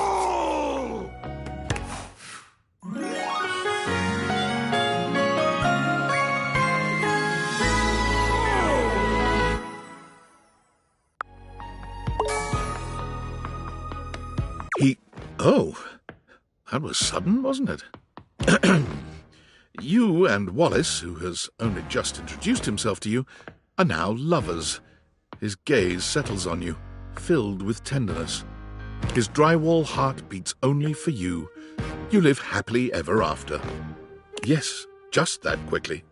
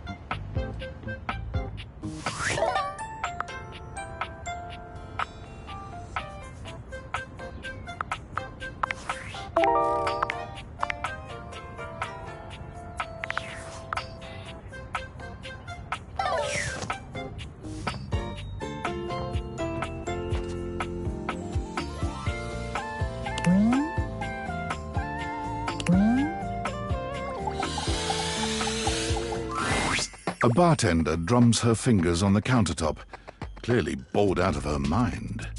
Her long red-orange hair is pulled back into a ponytail that flows down her back, like the drinks she pours so expertly. She makes herself a drink, taking a small sip of it and setting it down. Your entrance startles her so badly, she nearly knocks it over. Someone's here! Welcome to my humble bar, the Tipsy Tumbler. I'm Beverly, but you can call me Bev, or Beverly, or Madam Proprietress. That would be so cool.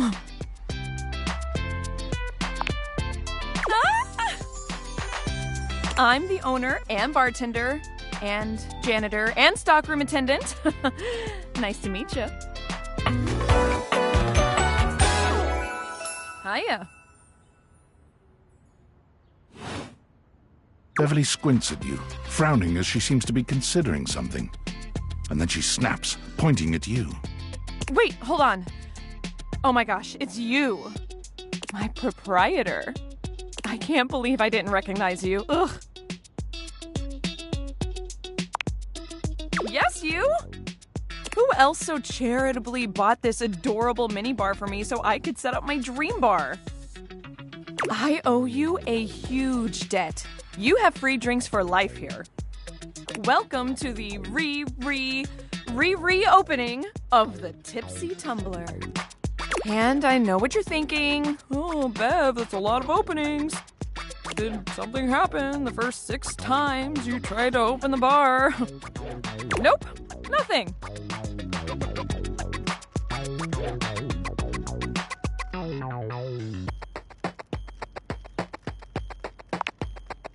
First, oh, thank you.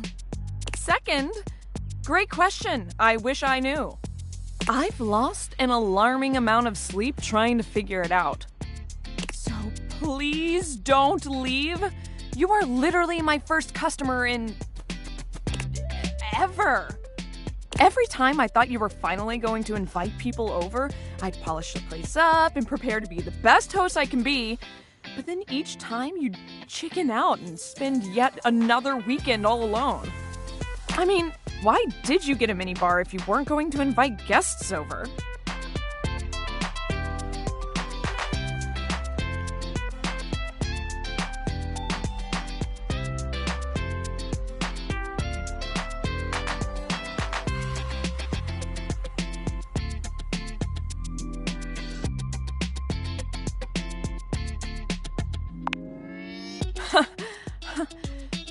But that's... okay. It's all water under the bridge. You'll have to talk to River if you want that. Anyway, that's enough babbling for me. So take a seat and let me fix you something already. Please, let me fix you something. First and foremost, am I making you a cocktail or a mocktail? Mocktails are the non-alcoholic versions of a cocktail. Just as fun and delicious, but without the burn. Or the drunk part, obviously. Excellent! So, what'll it be?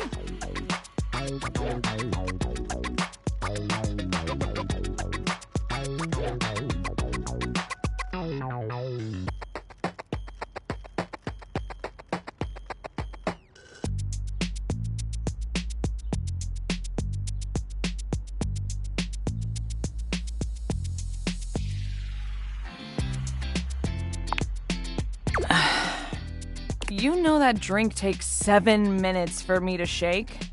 I'm charging extra. Anyway, coming right up. 7 minutes later... Whew.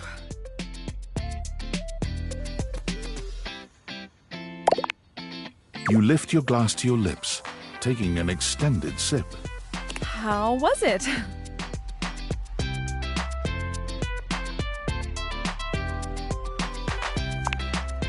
Well, after 6 grand openings, I got a lot of practice in. Plus, with a name like mine, I should know my beverages pretty well.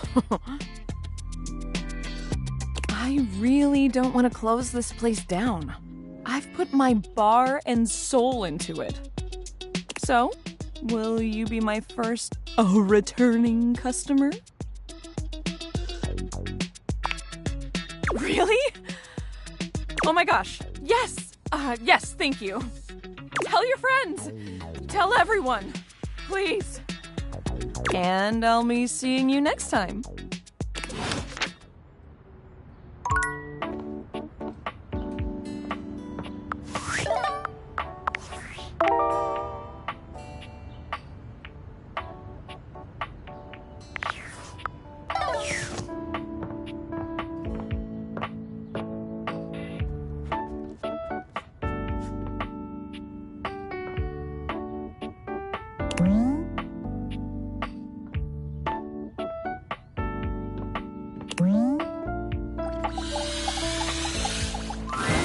You walk into what you thought was your breaker box, but as the dark door swings open, you realize you're somewhere entirely more stimulating.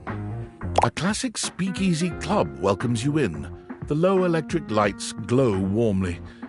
Live music drifts languidly from a sumptuous velvet red stage and envelops the audience in a pleasurable haze of pure vibe. The gentle clink of cocktails in glasses rises from a wood bar to the left of you, and then a gentleman with a languid, easy air to him approaches you. Well now, what a delightful surprise. A brand new patron.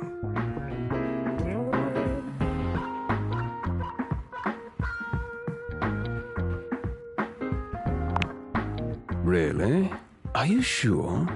I find that hard to believe since this is the first time I've seen you here.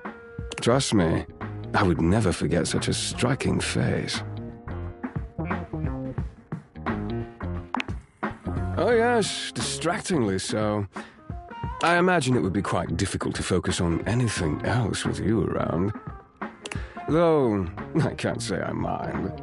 You have quite the reputation around the house, live wire. I'm eager to explore it for myself. But we're getting ahead of ourselves. Where are my manners? My name is Volt.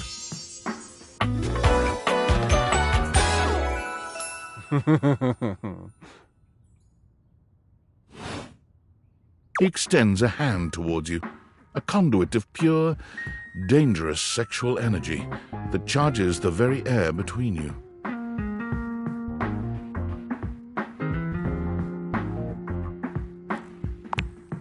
He lowers his head to brush his lips across the back of your hand. Was that a spark of static electricity you felt just now? It's a pleasure to officially make your acquaintance. Taking his eyes from you for the first time, Volt slips his arm around your waist and turns you slowly to take in the rest of the room. Welcome to the Breaker Box, the pinnacle of luxury and entertainment, and the most exclusive club in the house. Impressive, isn't it?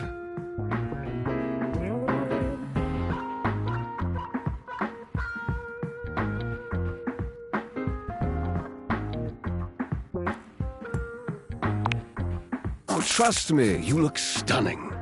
That sound, the flickering lights, it can only be a power fluctuation. What? Oh, that.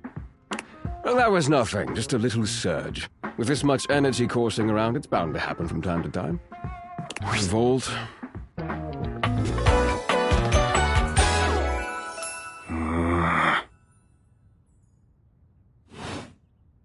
This newcomer looks exhausted, frustrated, and annoyed.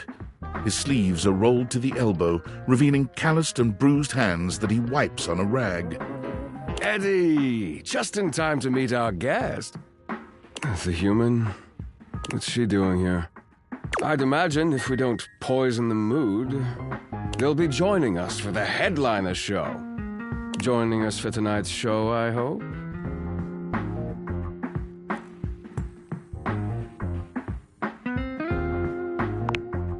Unless you have other plans. We'll have to work on that enthusiasm. Right. We'll have fun with that. I finished the patch, I'm clocking out. Not my best work, but it'll hold for the show. Ah, I see. And you're sure you're feeling all right? I'm fine. Just don't overdo it. Eddie turns and trudges away, focusing on the rag in his hands.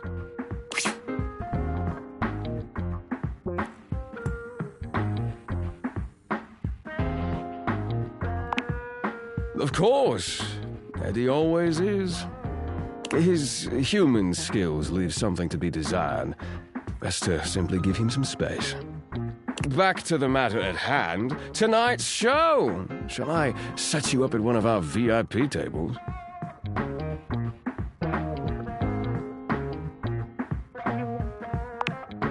Open Spotlight, our nightly talent showcase featuring the hottest up-and-coming acts from across the house. It's a real crowd pleaser. Shall I set you up at one of our VIP tables? You are, by definition, the only person in this house, so I'd say you more than qualify. Shall I set you up at one of our VIP tables? Oh, that's very thoughtful of you, but I assure you what Eddie really needs is space.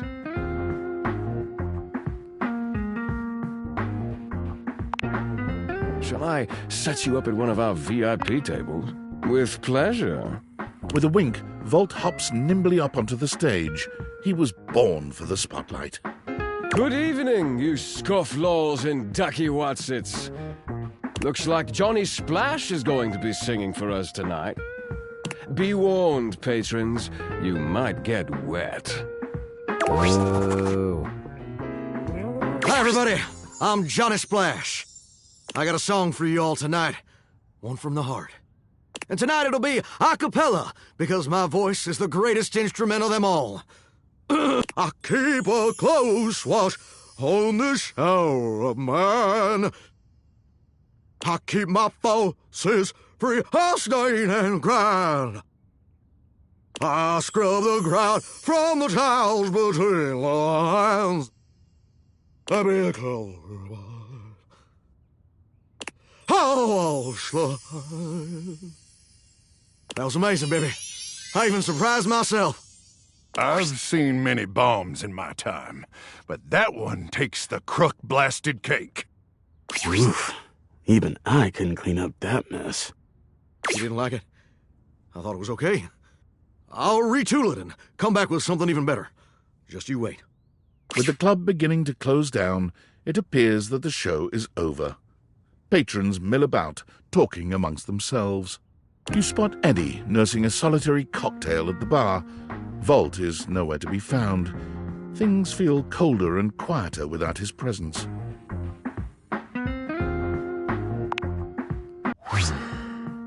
Show's over. Club's closed.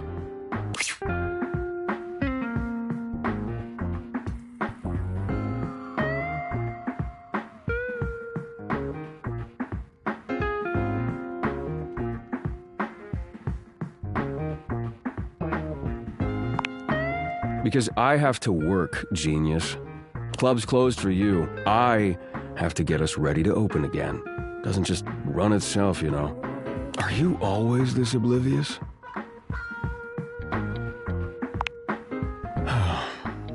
Then allow me to make it perfectly clear. Get out.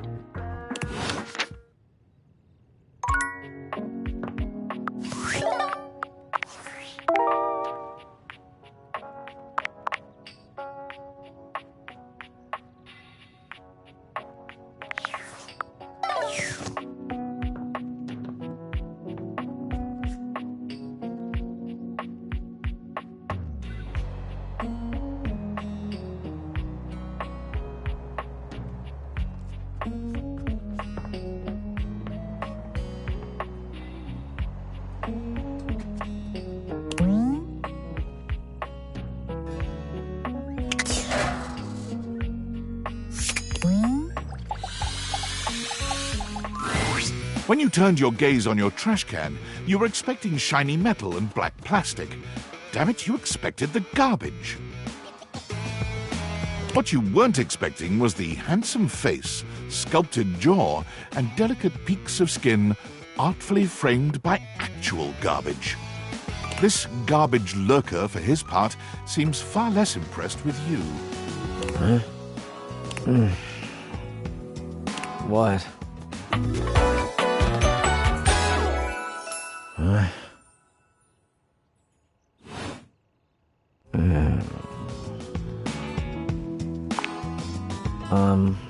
Things that aren't down, I guess.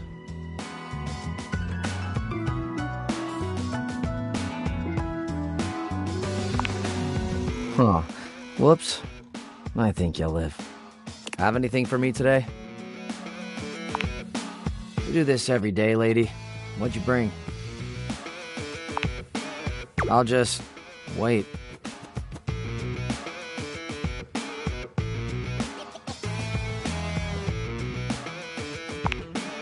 Sauce packet or no? Score. What kind of sauce? Oh, bring it on. Day old Pinto Fiesta, let's go. Nice haul. I'll take it.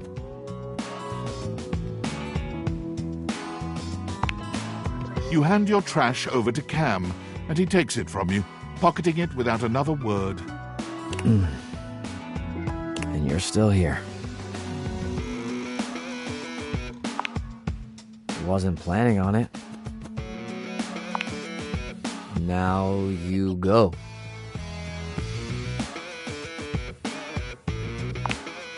Go. Be free.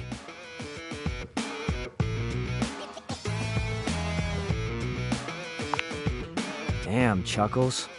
Bye.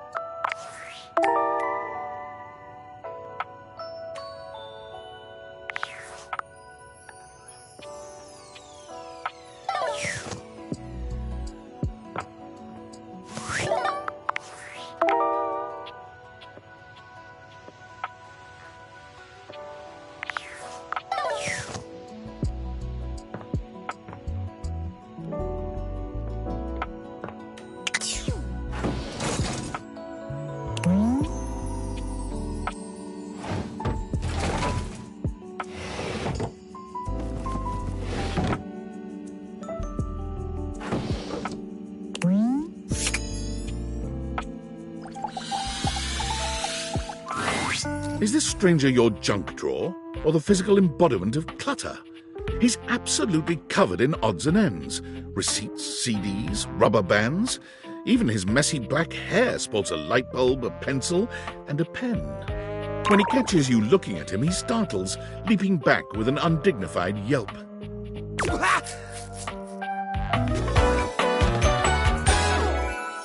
Whoa, Nelly! Whoa, Wolf! Cheese and crackers, you startled me. Hang on! My content aware is going off. Jerry has some mental health concerns that some players might find a little problematic, specifically hoarding. You cool with that, or you want to skip it? Carry on, then. Hey, next time you open a guy, knock or something first, huh? I'm not used to so much light. Besides, sudden jerky movements like that risk disorganizing my collection. Oh, yes. Of course. Sorry. Been a while since I've had a guest. Welcome to Jerry's Junk Drawer, the finest collection of curated treasures in all of the house. Feast your eyes upon knickknacks and gewgaws from parts unknown.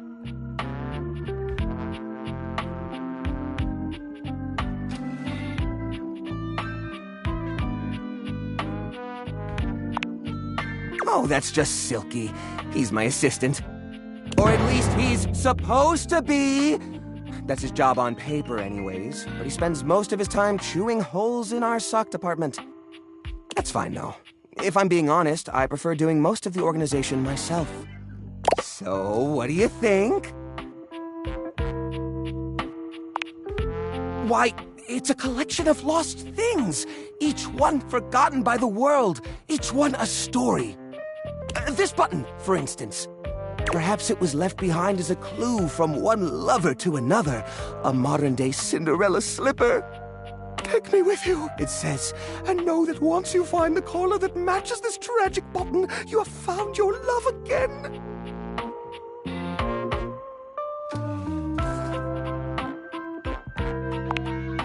And this mysterious strip of papyrus, perhaps a missive from an ancient land, perhaps a treasure map. Oh, the wonders we could glean if only we could decipher these symbols of black and white bars.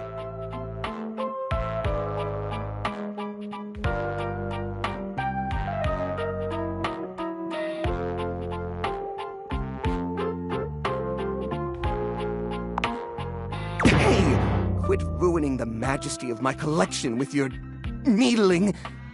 Ouch! Yeah.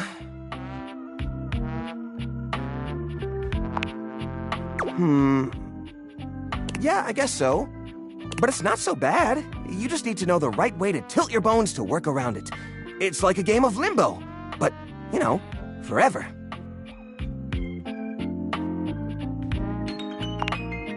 What are you insinuating?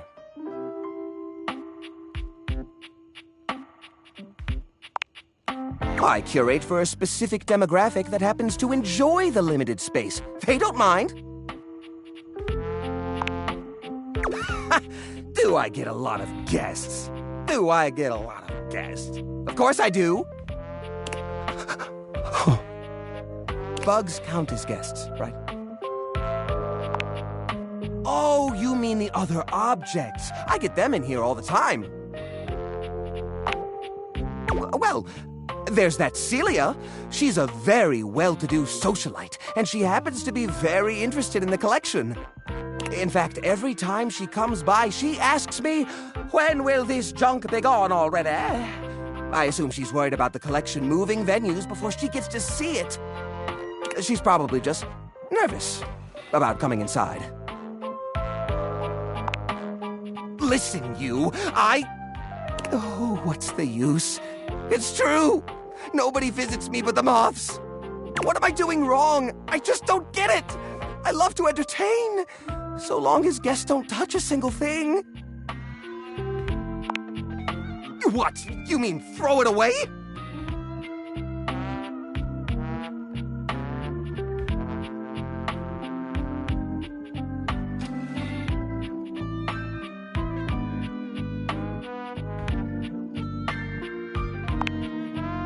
How do you mean? ...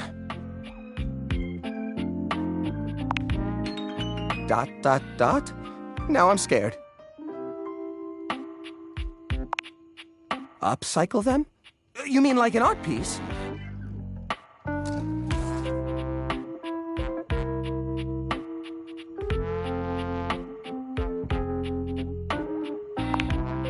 Well, I suppose the collection could use a centerpiece. Something eye-catching to bring in more visitors. Which is to say a single-digit number of visitors. Which is to say another visitor besides you and the roaches. But I wouldn't even know where to start. I mean, what am I supposed to do? Just smash objects together at random? I can't imagine Pierre the paperclip and Claude the so old he's gray and unusable now eraser getting along. They're so different.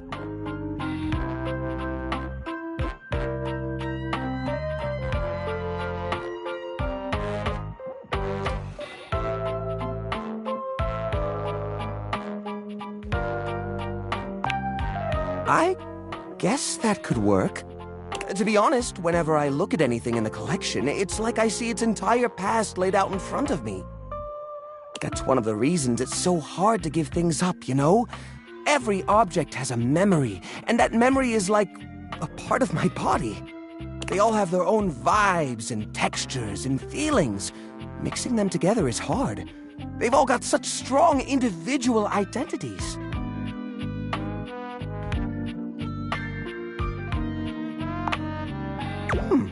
I suppose an outside perspective could help.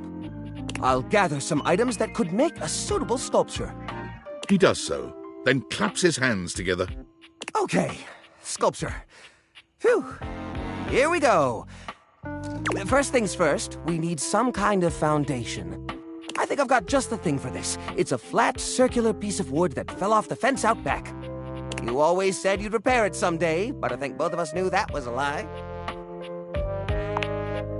I've got a pile of other objects here. Your job will be to pick one of my objects we'll pair together. It's a long shot, but maybe we can scrungle something together. Let me tell you about Rudolph, the wooden square. When Rudolph first came to me, I had a habit of tapping on him.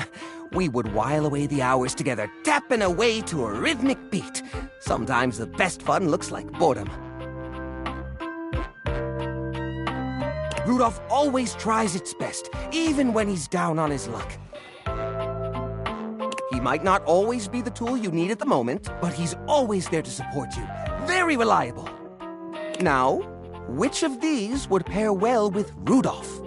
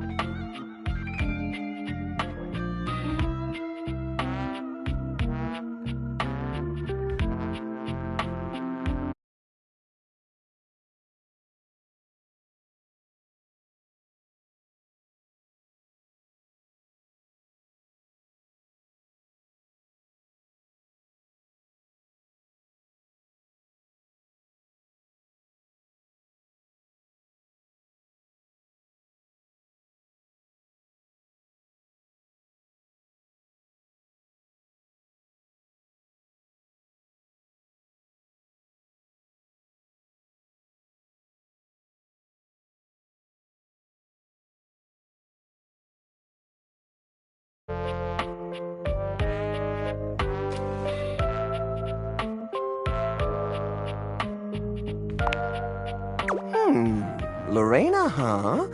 That's not such a bad idea, actually. She might have a few holes in her, but she's always been useful in a storm. Very reliable, just like Rudolph. It's sad to see them both past their prime, but I think they could find solace in each other's company. Here, I'll glue them together. There! Now we've got a base for the rest of the sculpture. We need something to give it body. Something eye-catching. Something that pops without throwing the whole piece out of whack. What do you think?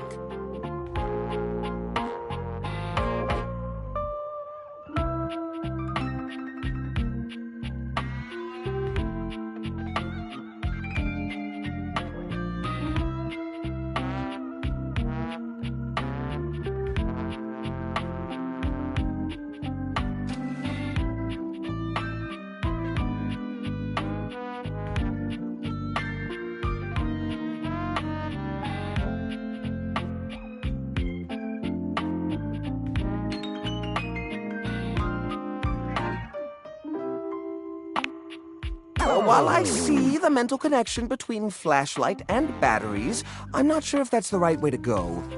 Actually, I'm not even sure how I'd attach them. It's not like you can just staple right through a battery. And glue doesn't really work on this shape or texture. No, that won't work at all. Ah, the old holiday lights.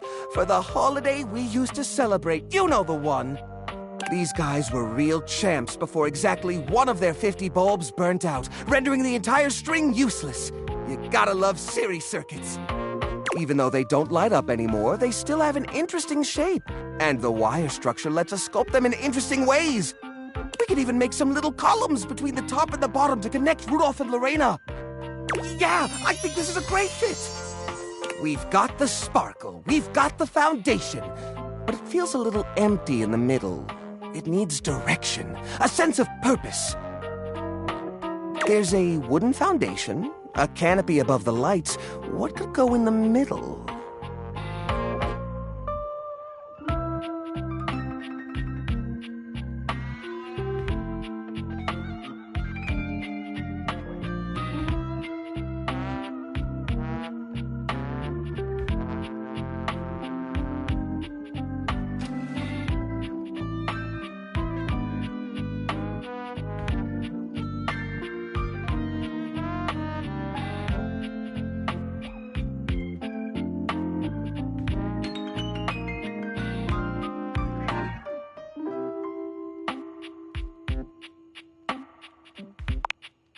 The little army man?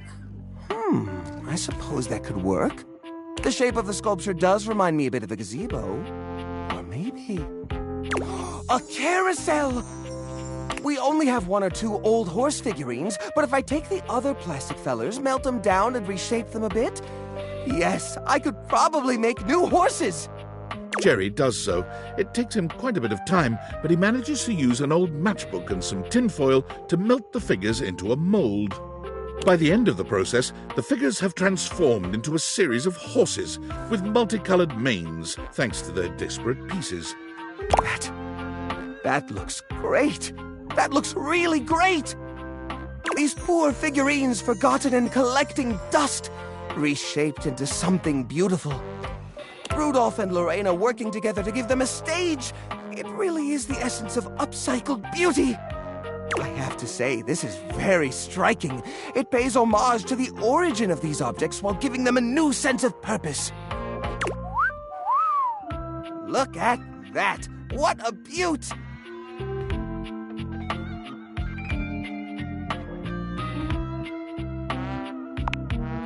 You know what? I think I'm inspired. Maybe I should try doing this with some of my other pieces. I feel a new era for the collection coming on. Oh, I'm so excited. Thanks a lot, friendo. Things are coming up, Jerry.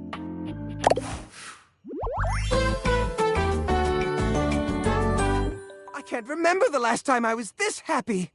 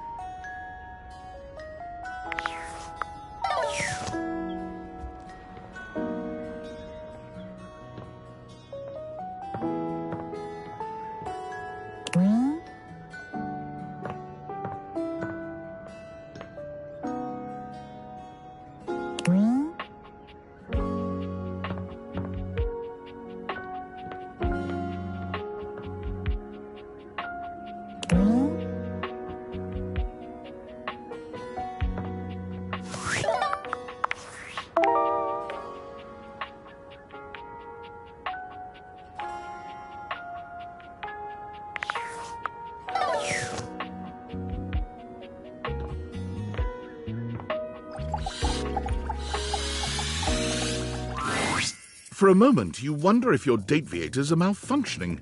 But no, the fashionista standing before you is just that dazzling.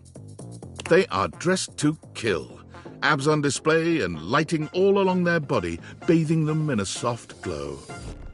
A ring of light surrounds their perfectly coiffed blonde hair, giving them the appearance of an angel, and perfect lighting no matter which way they turn. But it doesn't take you long to discover the angel comparisons end at their appearance. Hey, betches! It's me again, Lux. Yes!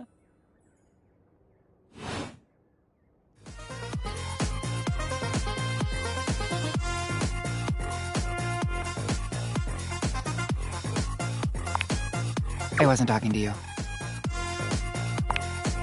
My Luxies, obviously. My followers, my fans, my subs, my minions. Yes, it's what I call them.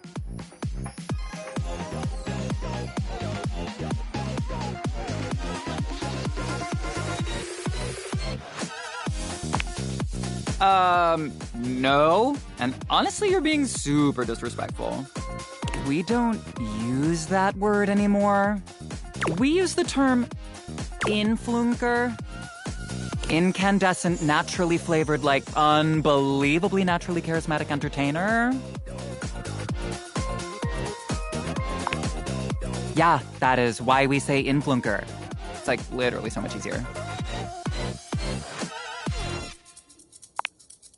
We make everyone's life better. We light up everyone's life. We make everyone's life better. By giving them valuable tips and life lessons, Avi. We tell fans what to wear. We tell fans what to buy. We tell fans what to think. And we tell them how to feel, among other things. It's super helpful and literally necessary.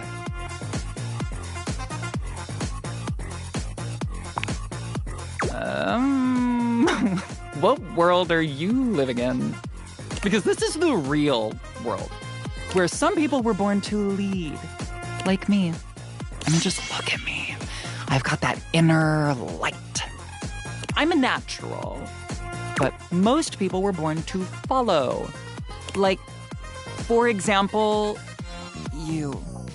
And they're all starving for people like me to lead them.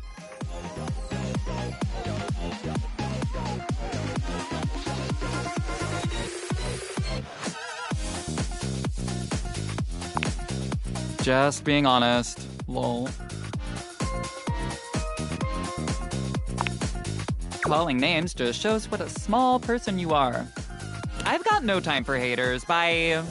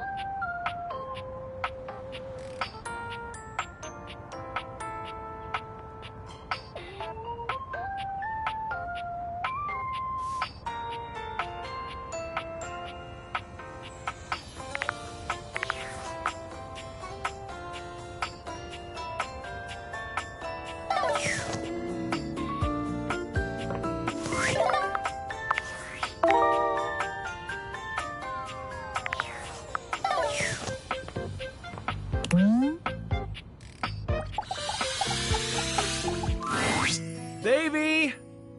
Davey! Come on, Davey, what'd you get off to now? Davey? I hope he's all right.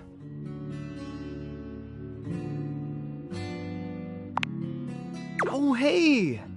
I'm sorry, I didn't even see you. I hope you haven't been here too long. I'm Mateo. Mateo Manta. Oh, Blanket.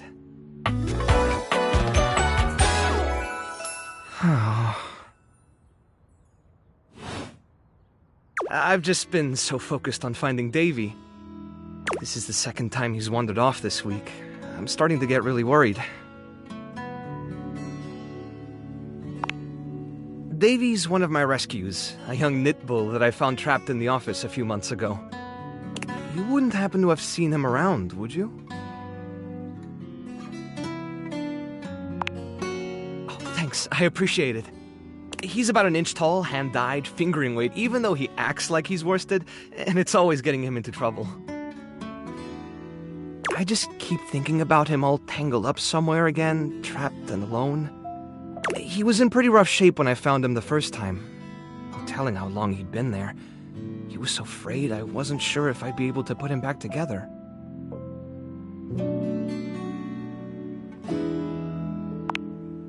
Yeah, but he's a fighter. He really hung in there. After a few weeks, he bounced right back and was running around with the rest of the Tasselhounds. Yeah, it's become a pretty regular thing with him. He gets on great with the other Tasselhounds, and he seems pretty trusting despite what he's been through. But for some reason, he just wanders off whenever you're not looking. It's almost like he waits until I've got my threads full with something else, and then he disappears for a few days.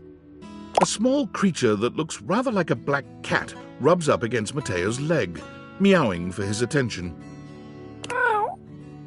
Speaking of handfuls... Aw, don't worry, Sprite. It's not your fault Davy ran off, I promise. He'll be back soon, okay? He bends down to pick up the small creature.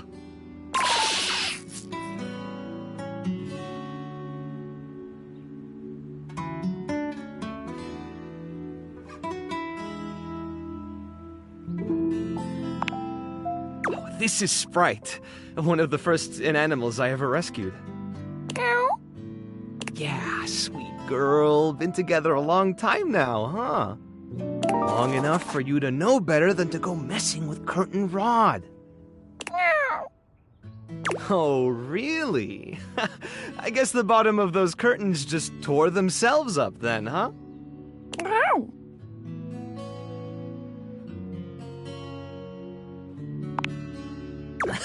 Don't let her fool you. She's a little mischief maker. She'll get you every time. I mean, who can stay mad at that little face?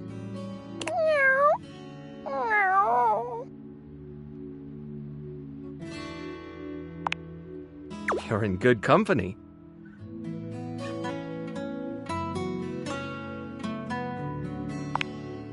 American court hares are pretty affectionate, but she's a little, well, picky.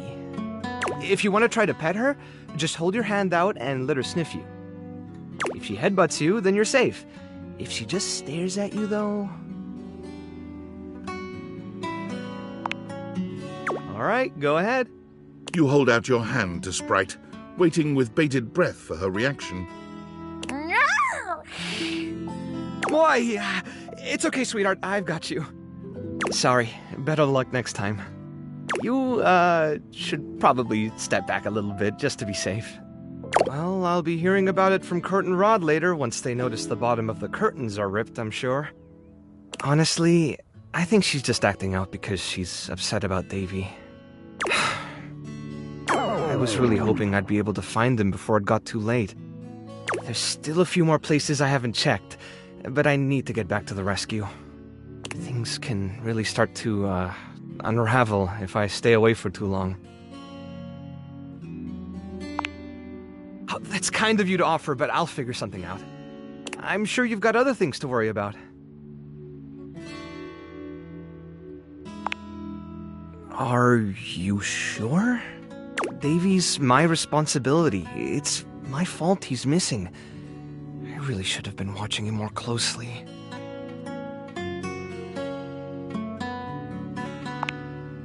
The inanimals depend on me. I can't afford to be careless. It just doesn't feel right, asking someone else to fix my mistake.